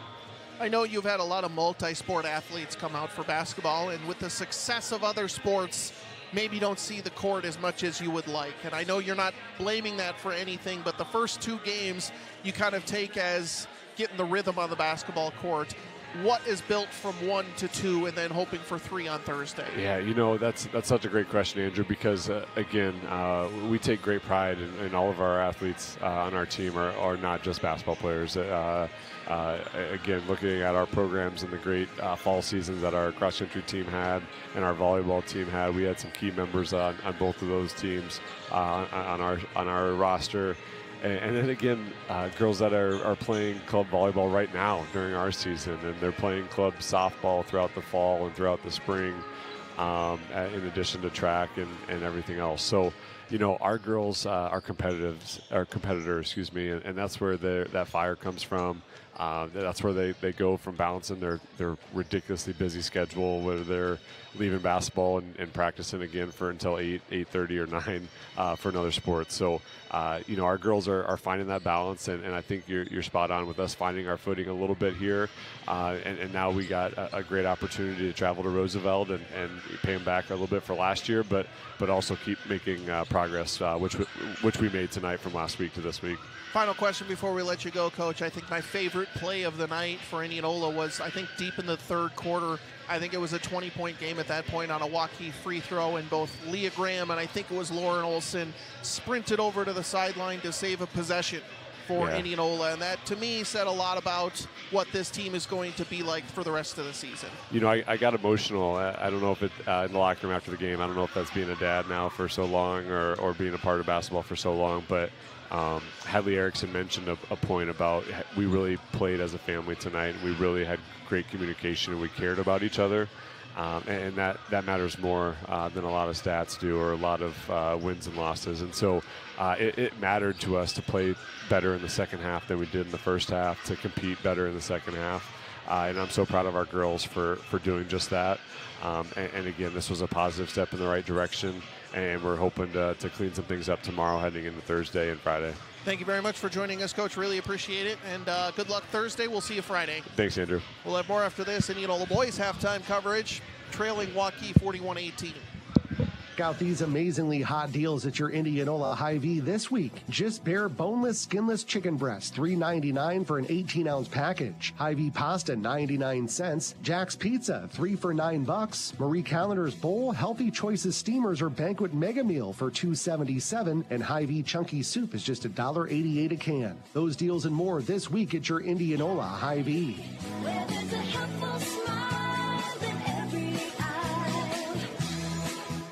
The Sundance Realty team has been working extra hard to not only find homes for customers and sell homes for customers. I'm Sarah Roberts. Home values are great and people are ready to buy now. There are buyers waiting for a home just like yours, and the Sundance Realty team will work harder to make the move easier. Put us to the test today. Sundance Realty, Knoxville's only locally owned and operated real estate office. Home sold, dreams delivered every day. Sundance Realty. Welcome back to halftime coverage. Indianola boys basketball trailing Waukee 41-18. And Rick, he's Rick Wilson. I'm Andrew Swadner, excuse me, in the Indianola Hy-Vee radio broadcast booth. Not much to talk about from that first half, Rick. Indianola, I think, got out-physicaled by Waukee on the offensive end and the defensive end, and that's what we talked about early on, was they need to be able to bang down low with Waukee, and right now Waukee's winning that battle. Oh, they definitely are. We'll talk about offensive, defensive rebounds. Indianola with just 10 total rebounds in that first half. 7 of them I have defensively, 3 offensive. But Waukee with 15 defensive rebounds and 9 offensive rebounds. They're just being physical. They're being up there. They're getting the putbacks. Not being able to score on a lot of those offensive ones, but they're making a lot of shots. They're doing a lot of things inside out, and they're playing their game. Indianola has not found a way to stop them, and they need to be able to do that. And, of course, leading the way for them, I've got JY with 11, and coming in right behind him is Roach. Max Roach with 10, 9 for Inman. And, of course, Roach had those 2 threes at the end of the quarter. I mean, he just was shooting lights out. They have 4 threes on the night. Indianola with just 2 threes, but not a lot of scoring from them. 18 points for Indianola. Leading the way right now is Easton McGraw with 7. And Indianola shot 4 out of 7 from the free throw line, 7 out of 8 for the Waukee Warriors. So, I mean, there's kind of tells the tale right there. I mean, it's rebounding, it's free throws, and it's finishing at the rim. And I know, again, easier said than done for our second half adjustments, but if Indianola can start doing those 3 things, a lot will get cleaned up very quick. Starters on the floor. Again, we're inside the Indianola Hy-Vee radio broadcast booth on the Heinz Mechanical Indianola Indians radio network. Indianola Activities YouTube. It'll be Waukee ball to start. Starters for Indianola: Schulte, DeWalt, Blake, McGraw, and Wilmot. Craig, White, Roach, Jacobson, and Inman for Waukee. 7:55 and counting. Quarter number 3. White has it, goes inside Jacobson. Tries it up and under, loses the ball, and McGraw comes up with it, and Indianola forces a turnover, much like they did to start the game. McGraw has it top of the key, finds Blake, who maybe got away with a walk on that one, but then throws it away. And I think he did, and a turnover, yeah. That's kind of a ball don't lie moment right there for Indianola, as Blake stumbled a little bit and ended up throwing it away for the turnover. 7:33 to go in the third. Indianola on a 3-quarter court press. Broken by Waukee. White into the corner. Inman for 3, hits. Maverick Inman, the 6'1 senior, up to 12 points. And it's 44-18 Waukee over the Indians. I think that's how we started off the game with the first couple points of the game right there. So came out second half, and he drills a 3. McGraw goes in the lane, turnaround jumper, rattles around and falls. And Easton McGraw, that's his shot. He's up to 9 points. And it's 44-20 Waukee with a 24-point advantage. Yeah, I think the pace of this has to pick up for Indianola, and we need to stop them and on that offensive end. They can only give them one shot at it if we can. Got to be able to put. Cross-court pass to Roach. Layup up and in. Count the bucket and a foul for Max Roach. He's up to 12 now. 6:46, excuse me, in the third quarter. Waukee trying to complete the three-point play. Foul on Schulte. His first, team first. And Roach will go to the free throw line. You know, he's got 12 points, his first opportunity here at the Cherry Stripe. And Andrew, he converts. 47-20, Waukee over Indianola here in quarter number 3. Schulte over the top pass finds Wilmot. Gets it over, right side, goes right to the rim. Blake, layup up and in, and the finish at the rim, and George Blake up to 7. Very strong move by George Blake. Took it up there. He really did it. That was just a fantastic move on his part. Great drive to the bucket. Roach double teamed, gets it down low to Jacobson. Cross-court pass. Inman for 3. Can't hit, but Jacobson right there. Goes for the rebound. Blake saves it inbounds to Wilmot. Good hustle play from George Blake. Here comes DeWall down the floor for Indianola. Dribbles right side. Gets a screen from Wilmot. Finds Blake. Blake tries an up and under in the lane. Kicks it out to Schulte. Schulte dribbles left, tries to finish on the floater, but fouled by Maverick Inman, and it will be Hayden Schulte heading to the free throw line for 2 shots. And Inman will pick up his first foul of the game. First foul here in the third quarter. Each team has 1 foul, and it'll be Schulte going to the free throw line. He is 1 out of 2 in the first half. Opportunity here for Hayden.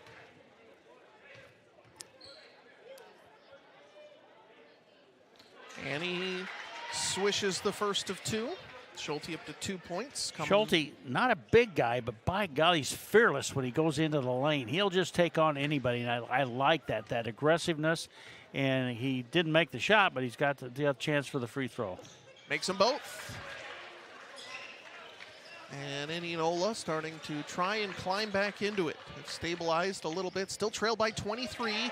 Roach loses the ball. Blake on the floor. Roach has it knocked away again, and then they get Blake on the reach-in foul, and that'll be 3 on George Blake with 5:48 left to go in the third quarter.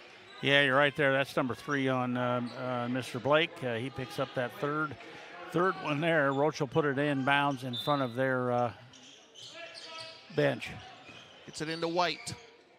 Waukee in their half, moving from left to right in their purple jerseys. Indianola in their home whites. White trying to drive in on McGraw. Picks up his dribble, kicks it back out to Inman, now to Roach. 3-pointer. Hits. Max Roach with another triple. And Waukee leads 50-24. DeWall gets it across half court. Gets it over to Wilmot. Now right side, Schulte goes right to the rim, has his shot blocked, I think, by Craig. And here comes Jacobson leading the break. Tries to split the defense and travels. Good defense from Andrew DeWall. Yeah, Andrew DeWall just stood in there, stood his ground there, and a little travel down at the other. And down at the other end, I'll tell you what, we had Schulte take a hit, but boy, he hustled back down the floor, got up and got back down there. Now he's got the basketball, a little pressure on him. Schulte takes some contact. Spin move on Roach, goes into the lane. Now to DeWall. McGraw dribbles baseline, triple teamed. And a foul is going to be called on Inman. Inman picked up his second right away here, and it's kind of back-to-back for him. Sorry, Rick. Yeah, go ahead. Couple Indianola Municipal Utilities instant radio updates. Ballard leads Norwalk 40-38 to McCoy. True Value timeout being called on the floor. Newton leads Grinnell 25-18 at halftime. Pella Christian leads Eddyville Blakesburg Fremont 33-13 for our Indianola Municipal Utilities instant radio updates. Yeah, I think this is a good timeout called by Indianola because they had some things going. Waukee it was Waukee to call it? Yep. I thought Indianola. I saw a coach get up, move towards, and then next time I know the referee did the official. So Waukee did call the timeout. 50-24 here, and we got 4:58 to go, just under 5 minutes here in this third quarter. Plenty of time here.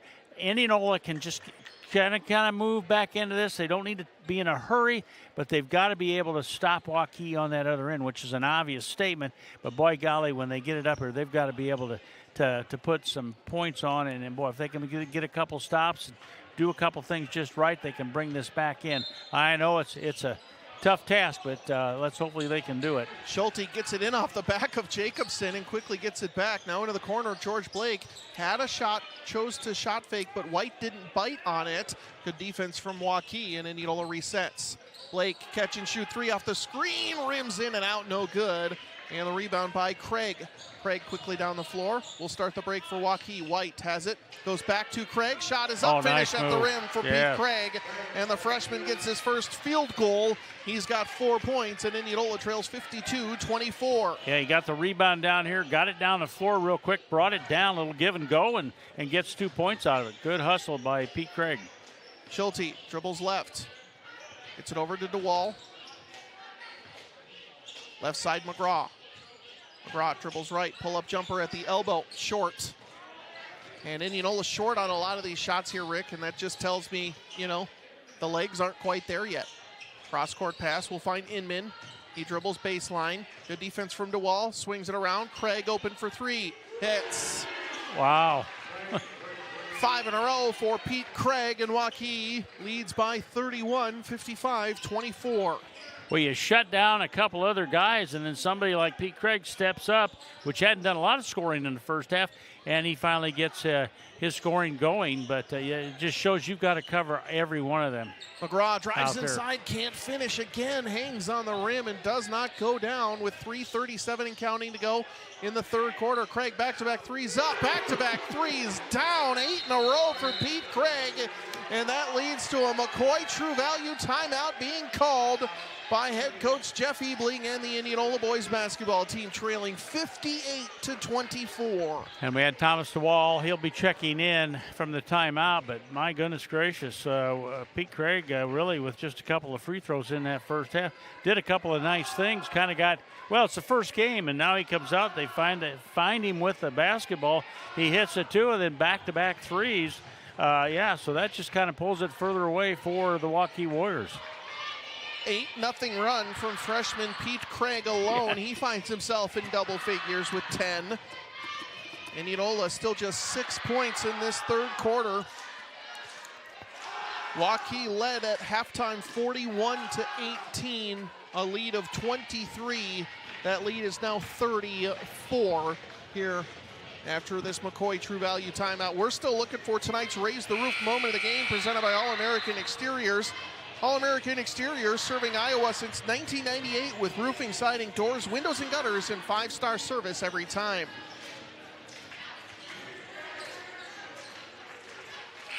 Well, we'll probably get one here, and probably from somebody we don't expect. You know what I'm saying? It'll be that type of a move or some type of a play. And I know, you look at Waukee, got a lot of talented kids, but you know what? You look at Indianola, and same thing applies. There's just a lot of talent out there. And we got to be able to see how we can put it together. What a move. Schulte drives inside and draws a foul on Chance Burkett. And Schulte will head to the free throw line for 2. Heads up move from the sophomore guard. I got Burkett in there. I don't think he can keep up with Hayden Schulte. He's got that quick move. And, of course, tried to shoot a little off balance and ended up getting fouled. And now he's going to go to the free throw. Schulte now 3 of 5 at the line as he misses the first. And Thomas DeWall on the floor for Indianola, along with Andrew DeWall, Easton McGraw, George Blake, and Hayden Schulte. Second free throw for Schulte. Rattles home. 4 points for Schulte, all at the free throw line. And Indianola trails 58-25. Waukee, 8 of 9 at the line. Pass down low, Craig, his turnaround shot. He finally misses after a barrage from the freshman. DeWall over the top pass, finds Blake. Out to the baseline, Thomas DeWall. Out to Easton McGraw, now to George Blake. Fakes left, goes right, turnaround floater is up off the rim, no good. Long rebound, saved in bounds by Thomas DeWall. Oh, what an effort. What a great effort that time by DeWall. Into the hands of Schulte. Andrew DeWall gets it, goes baseline, and the charge is going to be drawn. Well drawn by Burkett. And he is down a little bit, maybe knocked his head on the floor, and that's a tough one. Well drawn with 2.5 to go. That's a foul on DeWall, his second, team third in this third quarter. 2:30 to go. Waukee leads 58-25.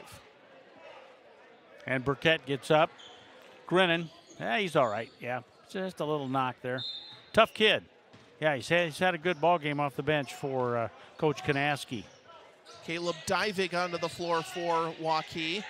Burkett gets it over right wing into the hands for Vandis. Cross-court pass stolen away by Schulte. Schulte will have a one-on-none layup up and in.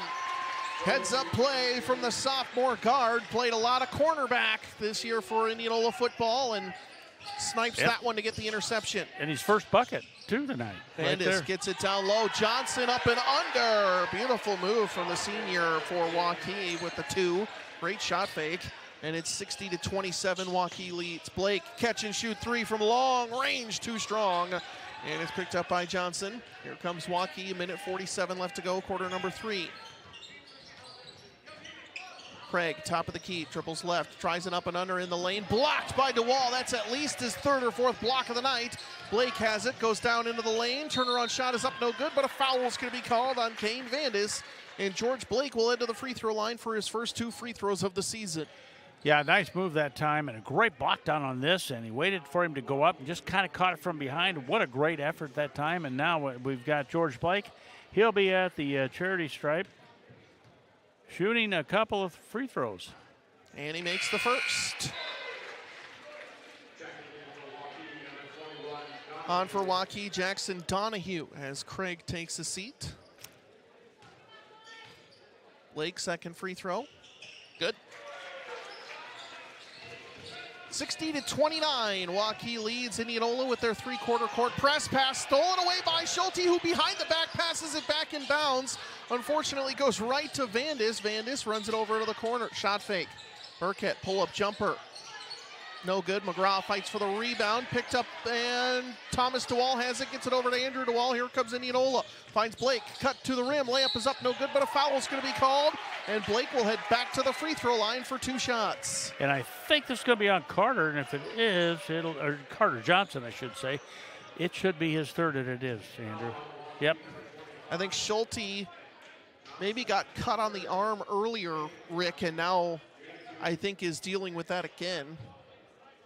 Get him out, let him talk to, go over to check with the trainer. Brody Page comes on for him.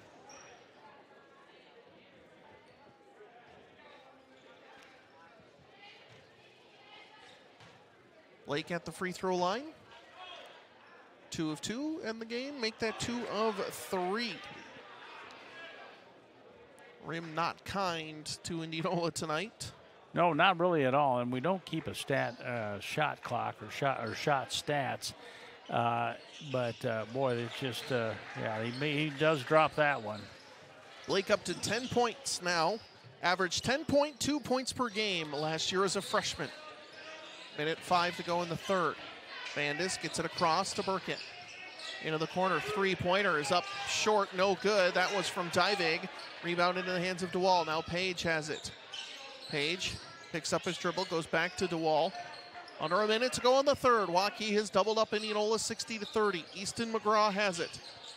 Tries a step back out to Blake. He'll have no hesitation shooting it off the front of the rim. Rattles around, does not fall off the rim again, and Divig will be fouled on the rebound. I think on DeWall here, Rick, and DeWall might pick up his 3rd, and that'll be free throws it should be for Waukee. Well, no, apparently not.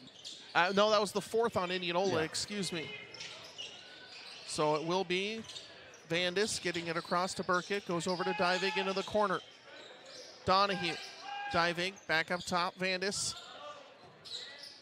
Donahue dribbles right, back up top. Divig, shot clock down to 14, about a 3-second difference, shot clock and game clock. Dribbling right side, loses the ball, but a foul is going to be called on Blake. That'll be his 4th.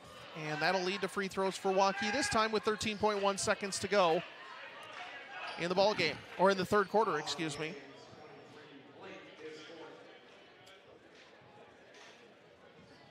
Blake with his fourth. And let's see, who do we pull? Oh, yeah, number 21, that's Jacob Graham coming off the bench after the free throw here by Burkett.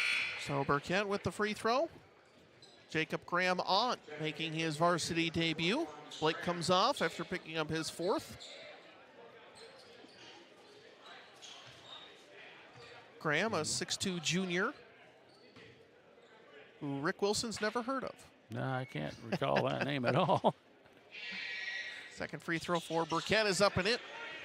Although I know last night in the JV varsity, or the varsity reserve, he had 12 points last night. So McGraw, pull up for three, doesn't Wow. hit anything, and will be out of bounds. Waukee ball with 5.4 seconds to go, leading 62-30 in the third quarter. Burkett gets it quickly down the floor. We'll have to try and get something off. 1 second, layup is up and in, and coast to coast. Chance Burkett gets it to go, and it's 64-30 Waukee after three. Back inside the Indianola Hy-Vee radio broadcast booth after this on KNIA Indianola Activities YouTube. You've changed thousands of diapers, cut off hundreds of crusts, played hours of peekaboo and duck duck goose, because you do anything for your kids. That's why it's so important to protect them with life insurance from State Farm. State Farm agent Chad Keel will help make it easy and affordable to help you protect your family no matter what the future holds. Because for the people you do anything for, life insurance could mean everything. Call State Farm agent Chad Keel in Indianola today.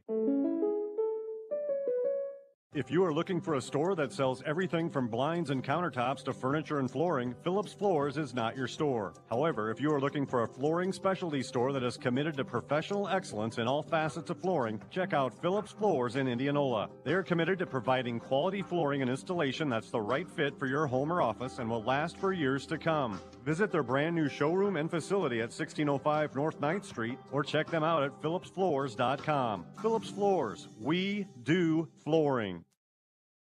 Start of quarter number 4. We're inside the Indianola Hy-Vee radio broadcast booth on the Heinz Mechanical Indianola Indians radio network, your premier Lennox dealer in Warren County. Service done right. He's Rick Wilson. I'm Andrew Swadner. Waukee leading Indianola 64-30.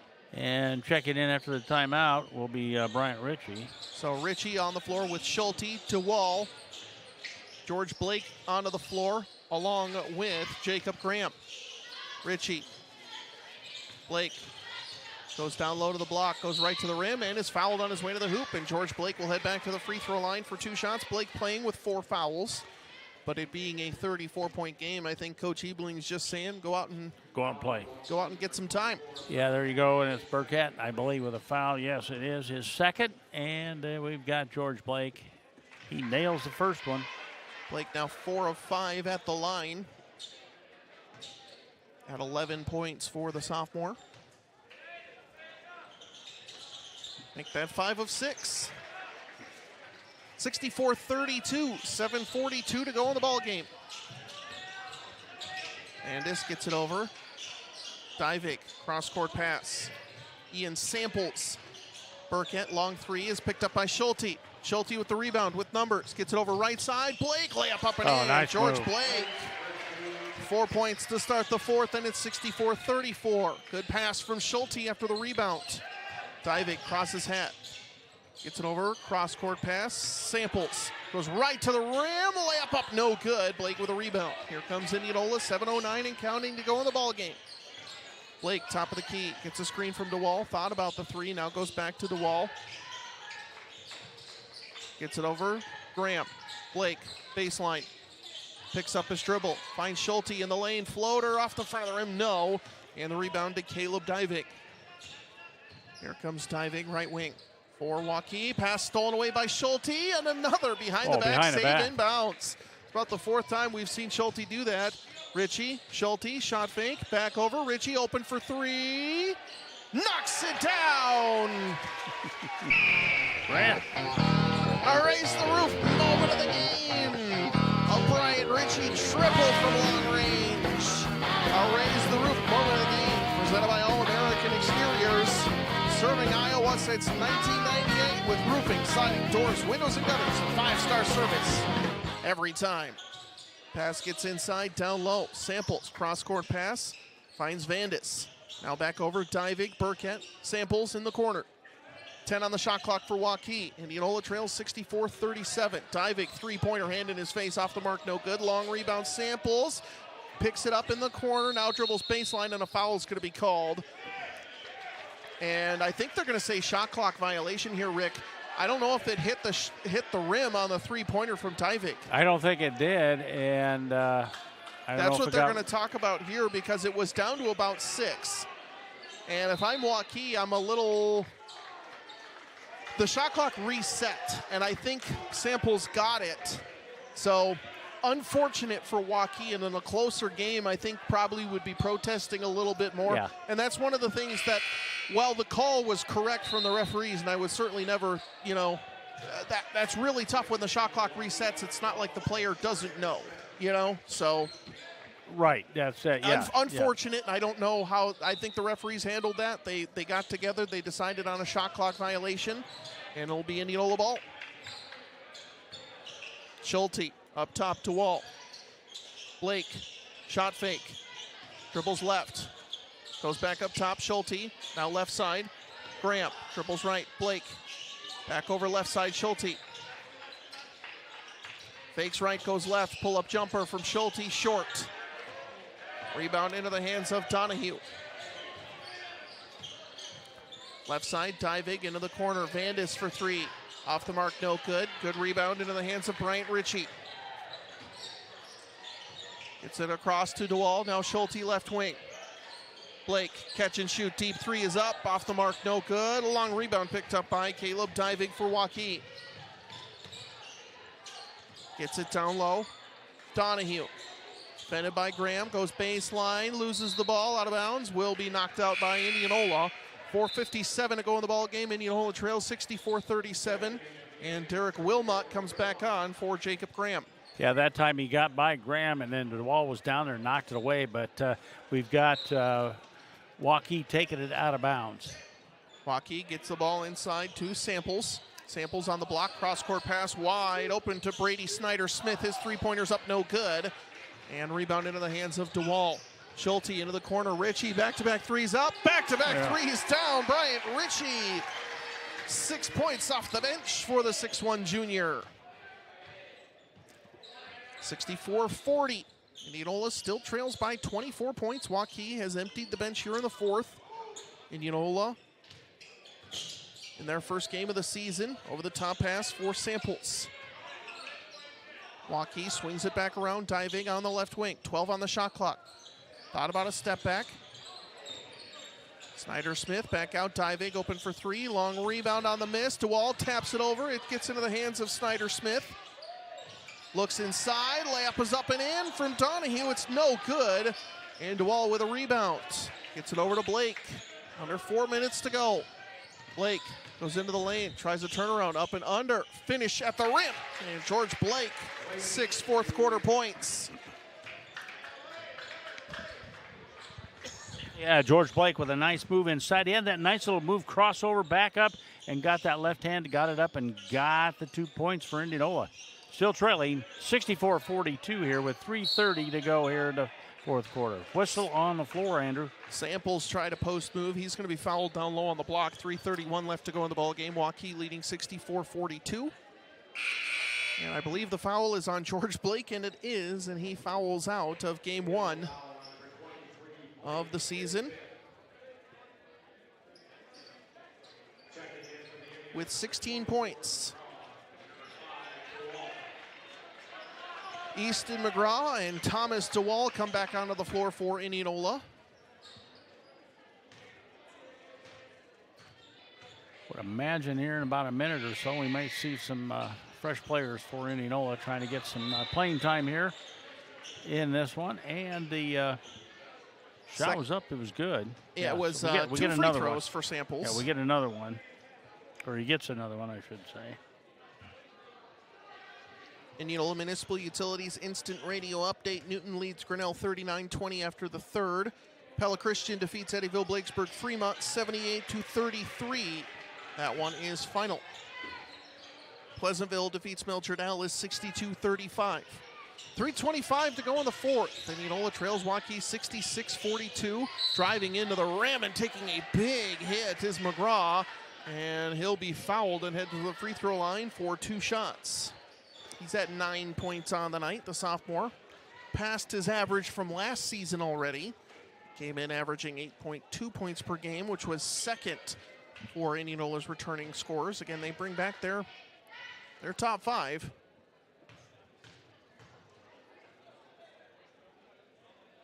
McGraw misses his first free throw of the season, was 3 for 3. 66-42, Waukee in firm control. McGraw trying to get to double figures. And should be a lane violation on Waukee. Pretty early on that one for Caleb Divig, and McGraw will get another chance. And maybe he's thinking nobody would notice. but they did, yeah. That was pretty early. And we've got McGraw, and I believe, let's see who's coming up here. We got Graham, and we've got Brody coming up. And the results, no different from McGraw.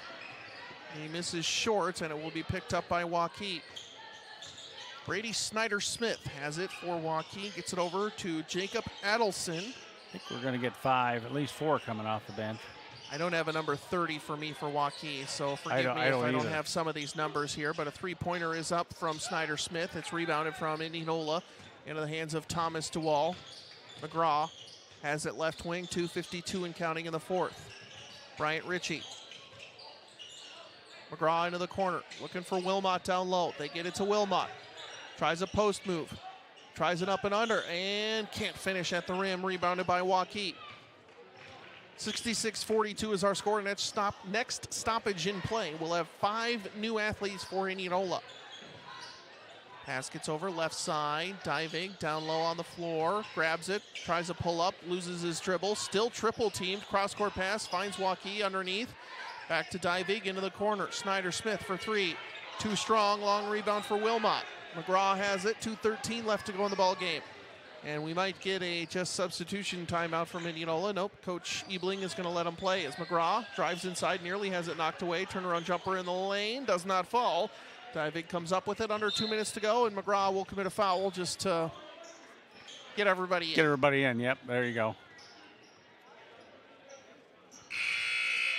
So Tyler Santee, Jacob Graham, Trevor Nupp, Kyson Storm.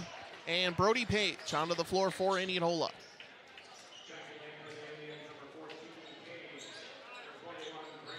And you got Santee. Yeah, I'm just trying to check it. I think I got everybody. Okay, I think you did too. Waukee ball, under 2 minutes to go. Ball gets run left side, gets it down low into the hands. Well, again, I don't have a couple of numbers for Waukee. Yeah. So driving inside, kicks it into the corner. 3-pointer. Off the mark, no good. Long rebound, picked up by the Warriors. And loses the ball out of bounds. Will be Indianola ball. Minute 35 to go, quarter number 4. Page will pass it into Storm and give it back to Brody Page.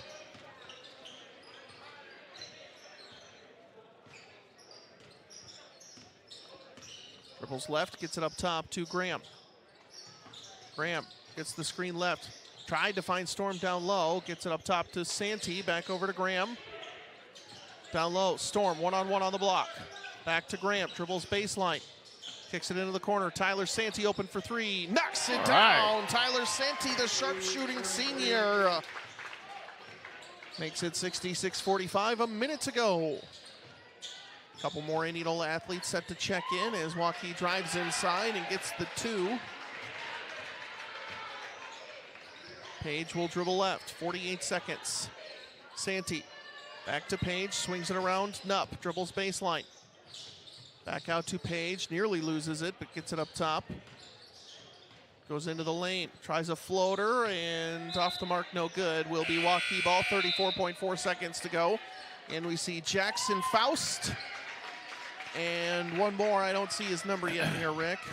Well, I don't have a number for him for me either, so trying to figure out who that is out there.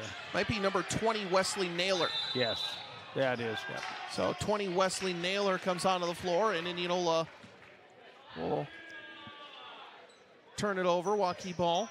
28.6 seconds to go.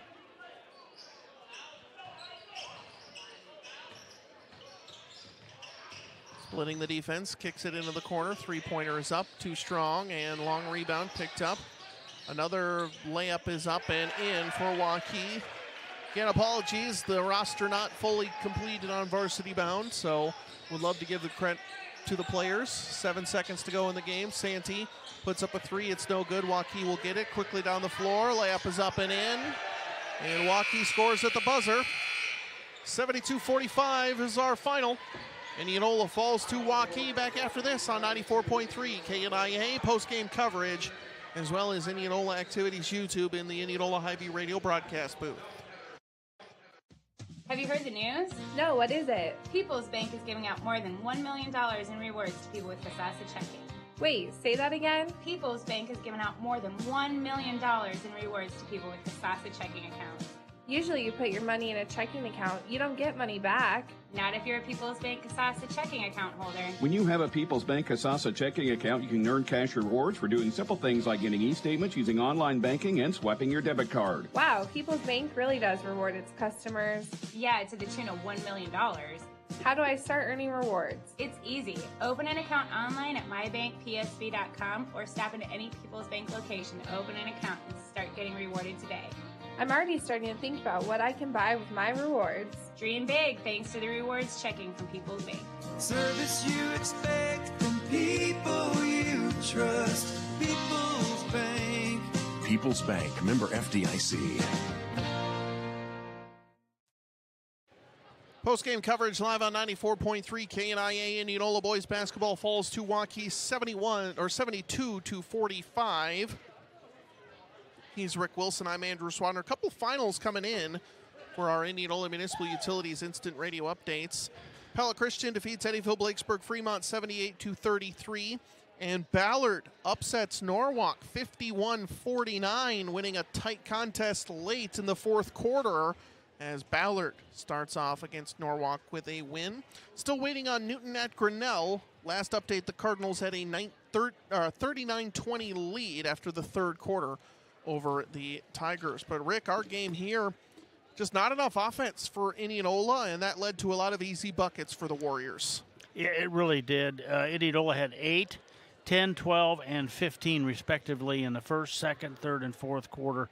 And, of course, Waukee in the first three quarters, they had 64 points. So they didn't do a lot of scoring in that fourth quarter, but they had a lot of kids in. They played a lot of players and ended up winning 72-45 the final here. And at Indianola with Waukee on top, they go to 1-0. Indianola goes to 0-1.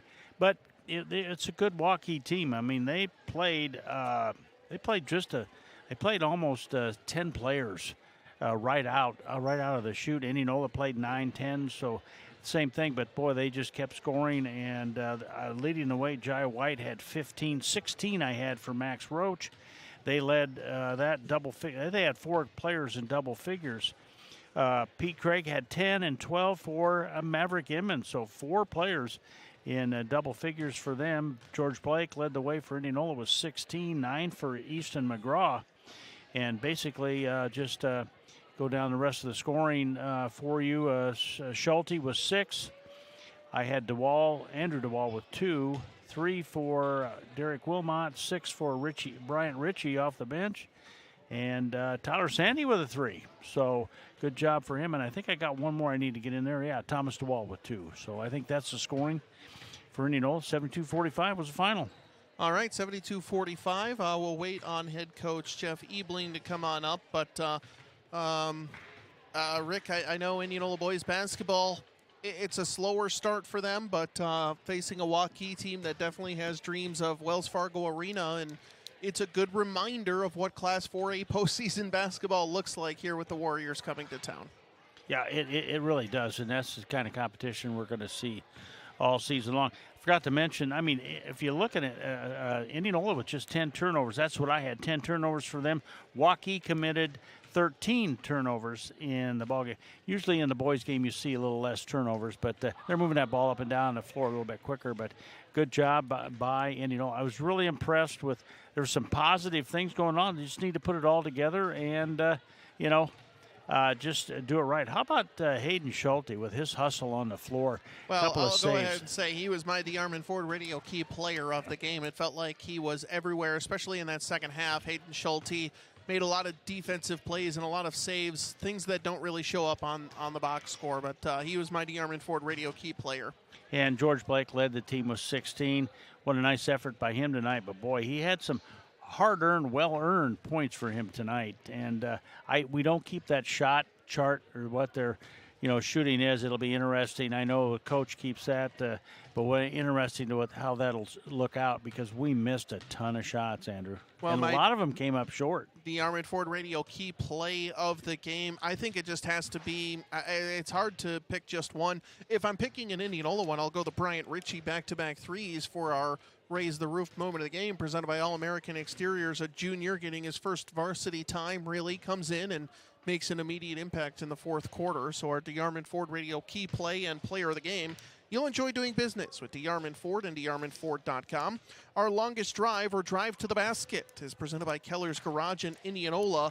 And I think I got to give it to the George Blake finish in that fourth quarter on the quick. That was the Hayden Schulte steal. Gets it over to Blake, and he finishes at the rim for what was his 6th point in the fourth quarter at that time. Yeah, I agree. That and a lot of hustle by Hayden Schulte, and it ended up for points for George Blake. And, yeah, definitely agree with you on that one. Make sure your vehicle is ready for those long drives ahead, and remember to simply take it to Kellers. Indianola boys basketball falls 72-45. We'll have head coach Jeff Ebling coming up here soon, and we'll take a short time out. Back after this on KNIA Indianola Activities YouTube. Here, winter is among us, and outside projects naturally take a back seat to the holidays. But if saving money is your thing, All-American Exteriors is here to help. That's right, now through the end of the year, we have our lowest prices of the year. We have already started getting our price increases effective January 2nd. So if you need a roof, siding, or windows to make your house a home, what should you do? Call now, 515-255-4872. Check out these amazingly hot deals at your Indianola Hy-Vee this week. Just bare boneless, skinless chicken breasts, $3.99 for an 18-ounce package. Hy-Vee pasta, 99 cents. Jack's Pizza, 3 for $9. Marie Callender's Bowl, Healthy Choices Steamers or Banquet Mega Meal for $2.77. And Hy-Vee Chunky Soup is just $1.88 a can. Those deals and more this week at your Indianola Hy-Vee.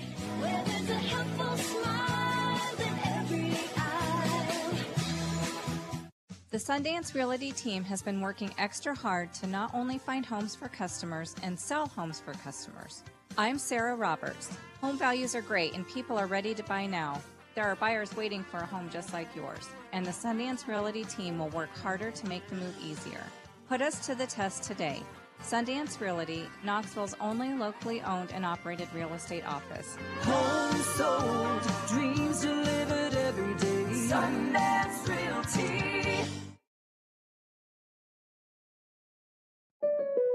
You've changed thousands of diapers, cut off hundreds of crusts, played hours of peekaboo and duck duck goose, because you do anything for your kids. That's why it's so important to protect them with life insurance from State Farm. State Farm agent Chad Keel will help make it easy and affordable to help you protect your family no matter what the future holds. Because for the people you do anything for, life insurance could mean everything. Call State Farm agent Chad Keel in Indianola today. If you are looking for a store that sells everything from blinds and countertops to furniture and flooring, Phillips Floors is not your store. However, if you are looking for a flooring specialty store that is committed to professional excellence in all facets of flooring, check out Phillips Floors in Indianola. They are committed to providing quality flooring and installation that's the right fit for your home or office and will last for years to come. Visit their brand new showroom and facility at 1605 North 9th Street or check them out at phillipsfloors.com. Phillips Floors, we do flooring. Have you heard the news? No, what is it? People's Bank is giving out more than $1 million in rewards to people with Kasasa checking. Wait, say that again? People's Bank is giving out more than $1 million in rewards to people with Kasasa checking accounts. Usually you put your money in a checking account. You don't get money back. Not if you're a People's Bank Kasasa checking account holder. When you have a People's Bank Kasasa checking account, you can earn cash rewards for doing simple things like getting e-statements, using online banking, and swiping your debit card. Wow, People's Bank really does reward its customers. Yeah, to the tune of $1 million. How do I start earning rewards? It's easy. Open an account online at mybankpsb.com or stop into any People's Bank location to open an account and start getting rewarded today. I'm already starting to think about what I can buy with my rewards. Dream big thanks to the rewards checking from People's Bank. Service you expect from people you trust. People's Bank. People's Bank, member FDIC.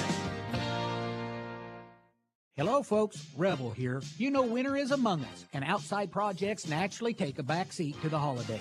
But if saving money is your thing, All American Exteriors is here to help. That's right. Now through the end of the year, we have our lowest prices of the year. We have already started getting our price increases effective January 2nd. So if you need a roof, siding, or windows to make your house a home, what should you do? Call now. 515-255-4872. Postgame coverage continues live on 94.3 KNIA Indianola Activities YouTube. Indianola boys basketball falls to Waukee 72-45, joined by head coach Jeff Ebling. And coach, just not enough offense early. Waukee gets a big lead and is able to ride it out from then, but a slow start offensively for the guys. And we talked about the physicality from Waukee being a big part of that. Yeah, Waukee came out. They really set the tone, especially early inside there a little bit. And, took us a little bit of time to kind of adjust, but I thought overall the second half we played much better.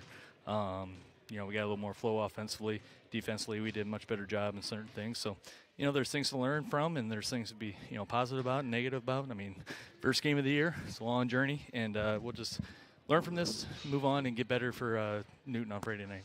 Well, and I think it was a good reminder of what Class 4A postseason basketball will look like. I know, not like you ever wanted to forget that, but that's what a team that plays at Wells Fargo plays like, is they beat you up and they play very physical, and we talked about it a lot last year. There's no replicating that. No, and they took advantage of our mistakes there in that first half, and kind of built that lead out. And, we just got to protect the basketball, a little bit better there. And I thought we did. As the game went on, I thought we got better with it. And you got to give them credit. They, took advantage of our mistakes. And, when you let them build that big of a lead at halftime, it's always tough to come back. But our boys did, they fought all the way through. I'm proud of the way, the effort, even all the way down to the end there. So we just, again, we got to get better. And,